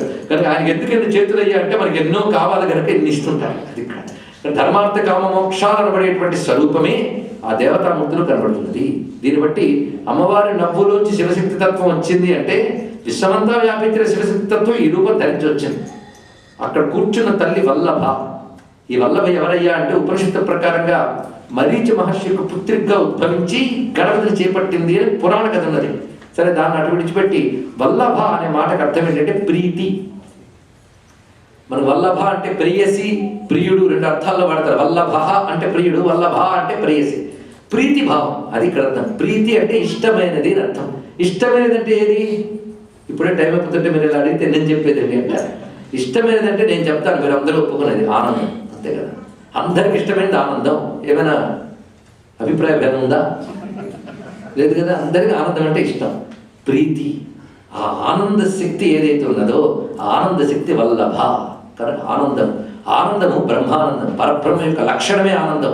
ఆనందాదేవ కల్విమాన భూతాన్ని జాయంతే. ఆనందమే బ్రహ్మం, అది సచ్చిదానందం. ఎప్పుడూ ఉండే ఆనందం సత్తు, జ్ఞానంతో ఉండే ఆనందం చిత్. కనుక సచ్చిదానంద తత్వం, ఆ ఆనంద శక్తి ఆయన వేరు కాదు. అందుకే భార్య అంటే ఇన్సెపరబుల్, వేరు కాదు ఇది అర్థం. కనుక వల్లభాదేవి ఒళ్ళో ఉంది అంటే ఆనంద శక్తితో ఉన్న బ్రహ్మమే అతడు. ఇది చూపిస్తున్నాడు ఇక్కడ. అలాగా పంచభూత తత్వము ఆయనదే అని చెప్తున్నాడు ఇక్కడ. పంచభూత తత్వములు ఇందులో ప్రధానంగా మనకి ఆకాశతత్వము పుష్టిపతి అనబడేది. తర్వాత భూతత్వము భూమి వరాహము, జలతత్వము లక్ష్మీనారాయణుడు, అగ్నితత్వము రుద్రుడు గౌరీ, ఇక వాయు మనస్తత్వములు రెండూ కూడాను రతి మన్మథులు. ఇలా పంచభూతాలు మనస్సు, వీటిని 6 అంటారు. 6 మనలో ఉన్నటువంటి వస్తువులు కూడా. ఈ 6ంటిని ఎవడు కంట్రోల్లో పెడుతున్నాడో వాడు గణపతి 10 చేతులతో కనబడుతున్నాడండి ఇక్కడ. ఇది దీనిలో ఉన్నటువంటి గొప్ప విషయం ఇక్కడ. అలా గోచరిస్తున్నటువంటి ఆ గణపతి వల్లభ గణపతి అని చెప్పబడేవాడు ఆయన. ఆయన్ని మహాగణపతి అంటారు. అంటే 36 గణపతులు ఏకరూపం వీడు. ఈయన ఏం చేశారంటే, అమ్మ నన్ను ఏం చేయమంటావు అని అడిగాడు వస్తూనే. నీకు చెప్పేది ఏముందిరానైనా, నువ్వు వెళ్ళు, నీకు ఎవరైనా చెప్పక్కర్లేదు, నువ్వు తెలివేరు వాడు. తెలివేరు బయలుదేరాడు. వెంటనే స్వామి బయలుదేరి చూశాడు ఎంతమంది రాక్షసులు అక్కడ ఉన్నారు, శక్తిశాలి నిర్వీర్యం అవుతున్నాయి. తిన్నగా వెళ్ళాడు. ఆ జయ విఘ్న శిలా యంత్రం ఎక్కడుందో అక్కడికి వెళ్ళాడు. ఆయన ఒక్కడే ట్రేస్ చేశాడు, మిగిలిన ఎవరి వల్ల కాలేదు. వెళ్ళి ఆ యంత్రం తీసి దంతంతో కొట్టాడు, మొత్తం పిండి అయిపోయింది. యంత్రం పిండి అయిపోయింది. ఎప్పుడో శక్తులు వదిలేసాయి, దుష్ట శక్తులు. అప్పుడు శక్తిశాలి ఎక్కడైనా ఉత్సాహం వచ్చింది, బయలుదేరట ఒక్కొక్కరు కూడా. మరి ఎంతసేపు అలా మాట్లాడారంటే ఏమైందో తెలియదు. ఎప్పుడన్నా అలా ఒక్కొక్కప్పుడు నెగిటివ్స్ వచ్చినప్పుడు మన బుద్ధి మన కంట్రోల్లో ఉండదండి. ఇక్కడ ఆ నెగిటివ్స్ భగవంతుని తీసేయాలి. ఇక్కడ అలా తీసేసాడు గణపతి. తీసేసిన వెంటనే వాళ్ళందరిలో ఉత్సాహం వచ్చింది. అది చూసాడు విశుక్రుడు. అమ్మో, ఇప్పుడు శక్తిశాలికి ఉత్సాహం వచ్చిందంటే మా శాలలు ఏమవుతాయి, ఎన్నో ఆశలు పెట్టుకున్నాను. అంతా ఏరుమోహం వాడు తీసాడు. ఈ ఏరుమోహం వాడు వాడికి ఉన్నారా, నాకు ఉన్నారు అన్నట్ట. వాడి దగ్గర ప్రత్యేకమైన రాక్షసుని వాడు పోషిస్తూ ఉన్నారు. వాడి పేరు గజాసురుడు. వాడికి ఏనుగు ముఖమే, అయితే వాడు మదగజం, వీడు ఆనంద గజం. రెండు అంత తేడా ఇక్కడ. ఆ మదగజం బయలుదేరి వచ్చింది. గజాసురుడు వాడు వెనకాల అక్షోహిణులు, శానలు, కోట్ల కొలది శక్తిలో వస్తున్నారు. వాళ్ళందరూ ఉన్నవాడు ఒక గణపతి. ఎందుకంటే శక్తిశాలను వాళ్ళు ఎలా ఎదుర్కోవాలో తెలియట్లేదు. అప్పుడు గణపతి నేను చూసుకుంటాను అన్నట్టు. ఒక్క గణపతి వాళ్ళ ఎదురుగా నిలబడి సంకల్పించుకున్నాడు అంతే. రోమకూపాల నుంచి 7 కోట్ల వినాయకులు బయటకు వచ్చేటండి. 7 కోటి మహామంత్ర మంత్రితావై వర్జితి. 7 కోట్లు అంటే చెప్పేమో 7 కోట్లు, అది అర్థం చేసుకోవాలి. ఆ 7 కోట్ల గణపతులు వచ్చారు. అందులో ఒక్కొక్కరు రకరకాల వాహనాలు, రకరకాల రూపాలు, రకరకాల రంగులు. వీళ్ళందరూ వచ్చి అక్కడ ఉన్నటువంటి గజాసురుడి సేనలన్నింటినీ సంహరించి తిరిగి గణపతులు లీనమైపోయారు. అంటే చూడడానికి ఒక్కడిగా కనపడుతున్నా ఈయన 7 కోట్ల శక్తులు ఉన్నాయని దీన్ని బట్టి అర్థం చేసుకుని దండం పెట్టారు వల్ల గణపతికి. ఆ తర్వాత గజాసురుడిని గణపతి సంహరించాడు. అద్భుతంగా విజయధ్వానాలు మారుమ్రోగే శక్తిశాలలో తిన్నగా అమ్మ దగ్గరికి వెళ్ళి, అమ్మ ఇప్పుడు ఏం చేయమంటాడు, శభాషణ ఆయన ఇక్కడ. ఈ కథంతా కలిపి 2 వాక్యాల్లో చెప్తున్నాం. కామేశ్వర ముఖాలోక కల్పిత శ్రీ గణేశ్వర మహాగణేశని భిన్న విఘ్నయంత్ర ప్రహర్షిత. ఆ గణపతి రూపం ఏదైతే ఉన్నదో అది వల్లభ గణపతి రూపం. ఆయన దగ్గర ఉన్నటువంటి పదార్థాలు, ఆయనకి ఇచ్చే నైవేద్యాలు గొప్పగా ఉంటాయండి. మోదకం ఇప్పుడు విన్నారు కదా, మోదకం అంటే అర్థం ఏంటి, ఆనందం. ఆయన దగ్గర ఉన్న శక్తుల పేర్లు చూడండి. ఆమోద ప్రమోద, వృద్ధి సమృద్ధి, సుముఖ దుర్ముఖ, మదనావతి మదద్రవ, అవిఘ్న విఘ్నకర్త, వసుమతి శంఖనిధి పద్మనిధి వసునిధి. ఈ స్వామివారి వద్ద ఉన్నటువంటి శక్తులు. వీటి పేర్లు చూడండి, ఆమోదం ప్రమోదం, రెండిట్లో మోదం ఉంది. ఈ ఆమోద ప్రమోదాల గురించి ఉపనిషత్తే చెప్తుంది. ఆనందానికి ఒక రెక్క ఆమోదం, ఒక రెక్క ప్రమోదం ఉంది. ఎంత గొప్ప మాట చెప్పాడు చూడండి ఇక్కడ. మోదం అంటే ఆనందం. భగవంతుడికి నైవేద్యం ఏంటయ్యా, అది అదే ఇష్టం. మోదం అంటే నిరంతర ఆహారం అంటే అనుభవం, నిరంతర ఆనంద అనుభవ స్వరూపుడు. అందుకే ఆయన మోదక. ఆయన మనకు ప్రసాదం ఇస్తున్నాడు. ఏంటి మోదకం అంటే ఆయన మనకి ప్రసాదంగా ఇచ్చేది ఆనందం. అది తెలుసుకోండి, ఇక్కడ ఆనందమే ప్రసాదం. అది ఇచ్చేవాడు గణపతి. ఆనందాత్మా గణేశోయం. గణపతి అంటే ఆనందం అండి. గణపతిని తలుచుకుంటే దుఃఖం రాదు. అందుకే శంభు కోపగ్రహ శంభు హాస్యభూ అని గణపతి సహస్రనామాలు చెప్తారు. వాళ్ళ నాన్నగారికి ఎప్పుడైనా కోపం వస్తే ఈ పిల్లాడు ఎదురుకుంటే నిలబడతాడు. అంటే నేను కోపం పోతుంది, ఏదో బాగుంది. అందుకే శంకర భగవత్పాదుల వారు ఒకప్పుడు తీర్థయాత్రలకు వెళ్తూ క్షేత్రాలు దర్శిస్తూ ఉంటే సరిగ్గా అఖిలాండేశ్వరి క్షేత్రానికి వచ్చారు. మన శ్రీరంగం దగ్గర తిరుచునాపల్లి దగ్గర ఉన్నటువంటి జంబుకేశ్వర క్షేత్రం. అక్కడ అఖిలాండేశ్వరి చాలా తీవ్రమైన కళ్ళుట, మహాకళలతో ఉన్నది. స్వామివారు వచ్చారు, అర్చన చేశారు. ఆయనకి ఎలాగైనా జగన్మాతే. చక్కగా పూజ చేసి వెళ్ళిపోతుంటే ఊళ్ళో వాళ్ళు వచ్చారు శంకరుల వారి దగ్గరికి. ఎంత తీవ్రంగా ఉందండి తల్లి, మా కోరికలను తీరుస్తుంది, కానీ దండం పెడుతున్నా కానీ కొంచెం భయం వేస్తుంది, మీరు ఏదైనా చేయగలరా అన్నారు. వెంటనే కళ్ళకి పెయింట్ వేస్తారా శంకరులు. ఆయన గొప్పగా ఆలోచించి గొప్ప పని చేశారండి. అమ్మవారికి ఎదురుగా గణపతి విగ్రహం ప్రతిష్ఠ చేశారు. అందుకే అమ్మ కళలో కోపం పోయి ప్రేమ వాత్సల్యం బొమ్మ కూర్చొని చూడండి. ఇది బాగుంది. పిల్లాన్ని మన వాడిని చేసుకుంటే తల్లిదండ్రులు ఈజీగా మన వాడిని చేసుకోవచ్చు. అంతే కదా. మనం ఎవరింటికైనా పని సాధించడానికి వెళితే ముందు వాళ్ళ పిల్లల్ని ముద్దు చేయండి, వాళ్ళ పని అయిపోతుంది. సందేహం లేదు ఇక్కడ. అందుకే గణపతిని ముద్దు చేస్తే శివపార్వతం మన వాళ్ళు అయిపోతారు. అదే వాళ్ళు ఒక్కడ పట్టుకుంటే శివశక్తులు ఇద్దరు దొరుకుతారు ఇక్కడ. అందుకు స్వామి ఆనంద రూపుడు శంభు కోపగ్రహ శంభు హాస్యభూ అని చెప్పడంలో విశేషమైనది. అందుకు గణపతి ఆనందమూర్తి కనుకనే ఆమోద ప్రమోద. ఆనందానికి రెండు చెప్పారు శక్తులు. ఆమోదం ప్రమోదం అంటే ఏంటో చూడండి ఎంత అర్థం ఉందో. ఆమోదము అంటే ఒక పని చేసేటప్పుడే అబ్బా ఈ పని చెయ్యాలి, ఈ పని వల్ల మంచి రిజల్ట్ వస్తుంది అనేటువంటి ఉత్సాహంతో ఆనందంతో పని చేస్తే ఆమోదం. కొంతమందికి డౌట్తో భయంతో బాధతో చేస్తారు, అలా చేయకూడదు. ఆ పని మీద పాజిటివ్ థాట్ ఫోకస్ అవ్వాలి. అదేవిధంగా ఈ పని ఉత్సాహంగా ఆనందంగా చేయాలి, దాని రిజల్ట్ బాగుంటుందని హోప్ ఉండాలి. అప్పుడు పని చేస్తూనే ఆనందం అనుభవిస్తాం, అవునా లేదా? తర్వాత పని అంతా అయిపోయి రిజల్ట్ వచ్చాక ఆనందం వస్తుంది. కనుక పనికి ముందు ఉండే ఆనందం ఆమోదం, పని తర్వాత కలిగే ఆనందం ప్రమోదం అన్నారు. ఇక్కడ ఆమోద ప్రమోదాలు రెండు ఇచ్చేవాడు స్వామివారు. చూడండి ఇక్కడ. అంటే పేర్లు ఒక రూపాలు కావు, శక్తులు. అలాగే వృద్ధి సమృద్ధి. వృద్ధి అంటే ఇప్పటికంటే గొప్ప స్థితి రావడం. దీన్ని వృద్ధి అని కూడా అంటాం. వృద్ధి అంటే పెరుగుదల. ఇవాళ ఎలా ఉన్నామో అలా ఉండిపోవాలని అప్పుడు అనుకోవడం, అంతే కదా. ఇదో అధిక ఐశ్వర్యాభివృద్ధ్యర్థం, అవునా లేదు? కోర్టు ఉన్నవాడైనా అంటాడు, అంతే. ఎవడైనా కోరుకునేది అంతే. మానవ జీవితంలో ఉంటేనే జీవితానికి చైతన్యం వస్తుంది. ఎక్కడ వేసిన గంగలు అక్కడే అన్నట్టు కాకుండా ఇవాళ కంటే రేపు బాగుండదు, రేపు కంటే ఎల్లుండి బాగుండదు. ప్రతి వాడు అదే అనుకుంటాడు. దానిపై వృద్ధి. ఇవాళ కంటే తర్వాత బాగుండాలి. ఆ వృద్ధి కూడా పుష్టిగా ఉండాలి, అంతే కదా. అంతేగాని ఏదో అలా ఉంటే సరిపోదు, సమృద్ధిగా ఉండాలి కదా. కనుక పెరుగుదల ఉండాలి, సమృద్ధి ఉండాలి. అది వృద్ధి సమృద్ధి. తర్వాత సుముఖ దుర్ముఖ రెండు ఆయనవే అన్నాడు.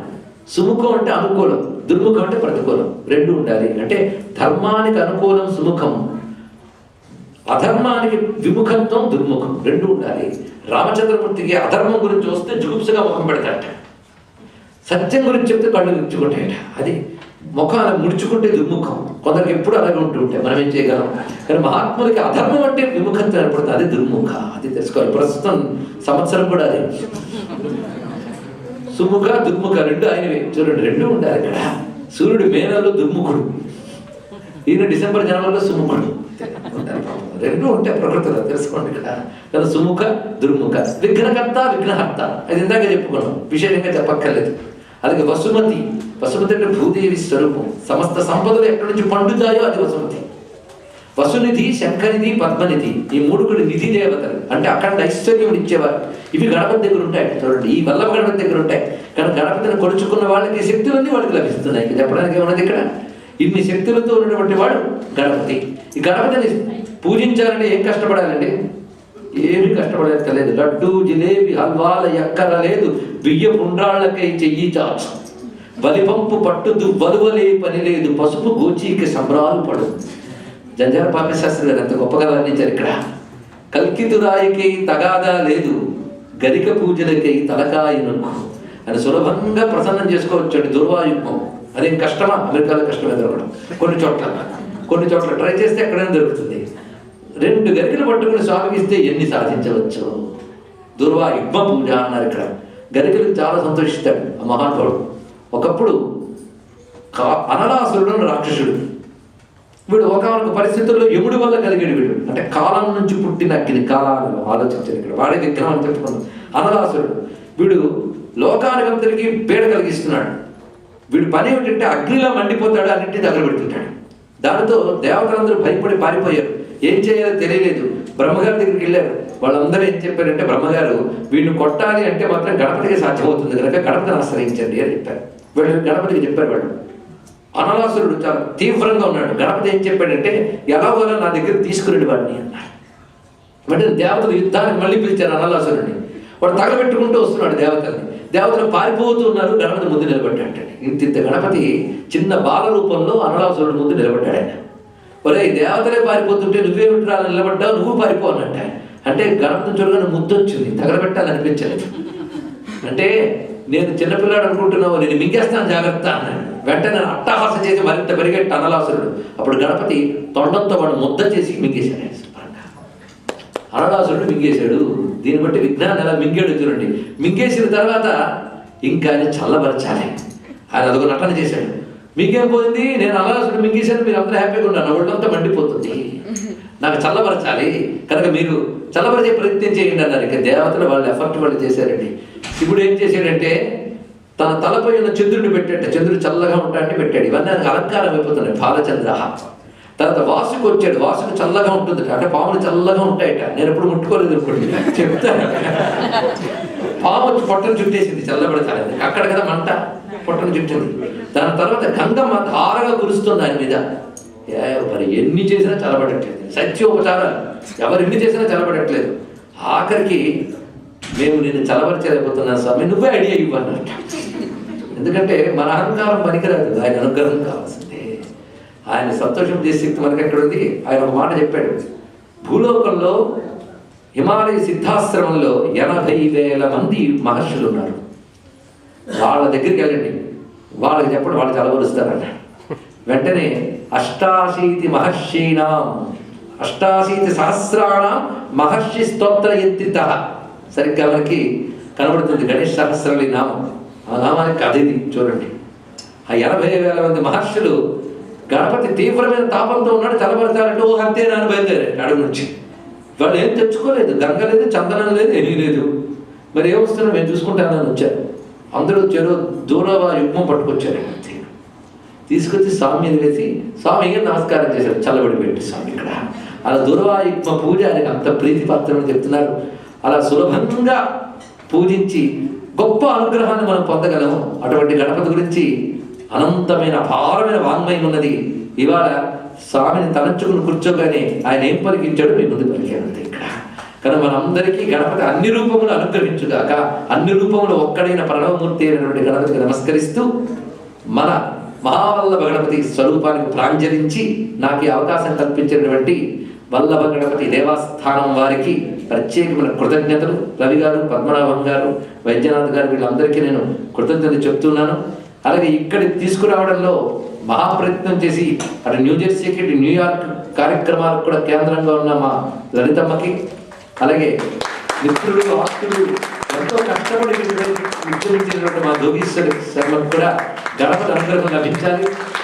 మీ అందరికీ గణపతి కటాక్షం లభించుదాక.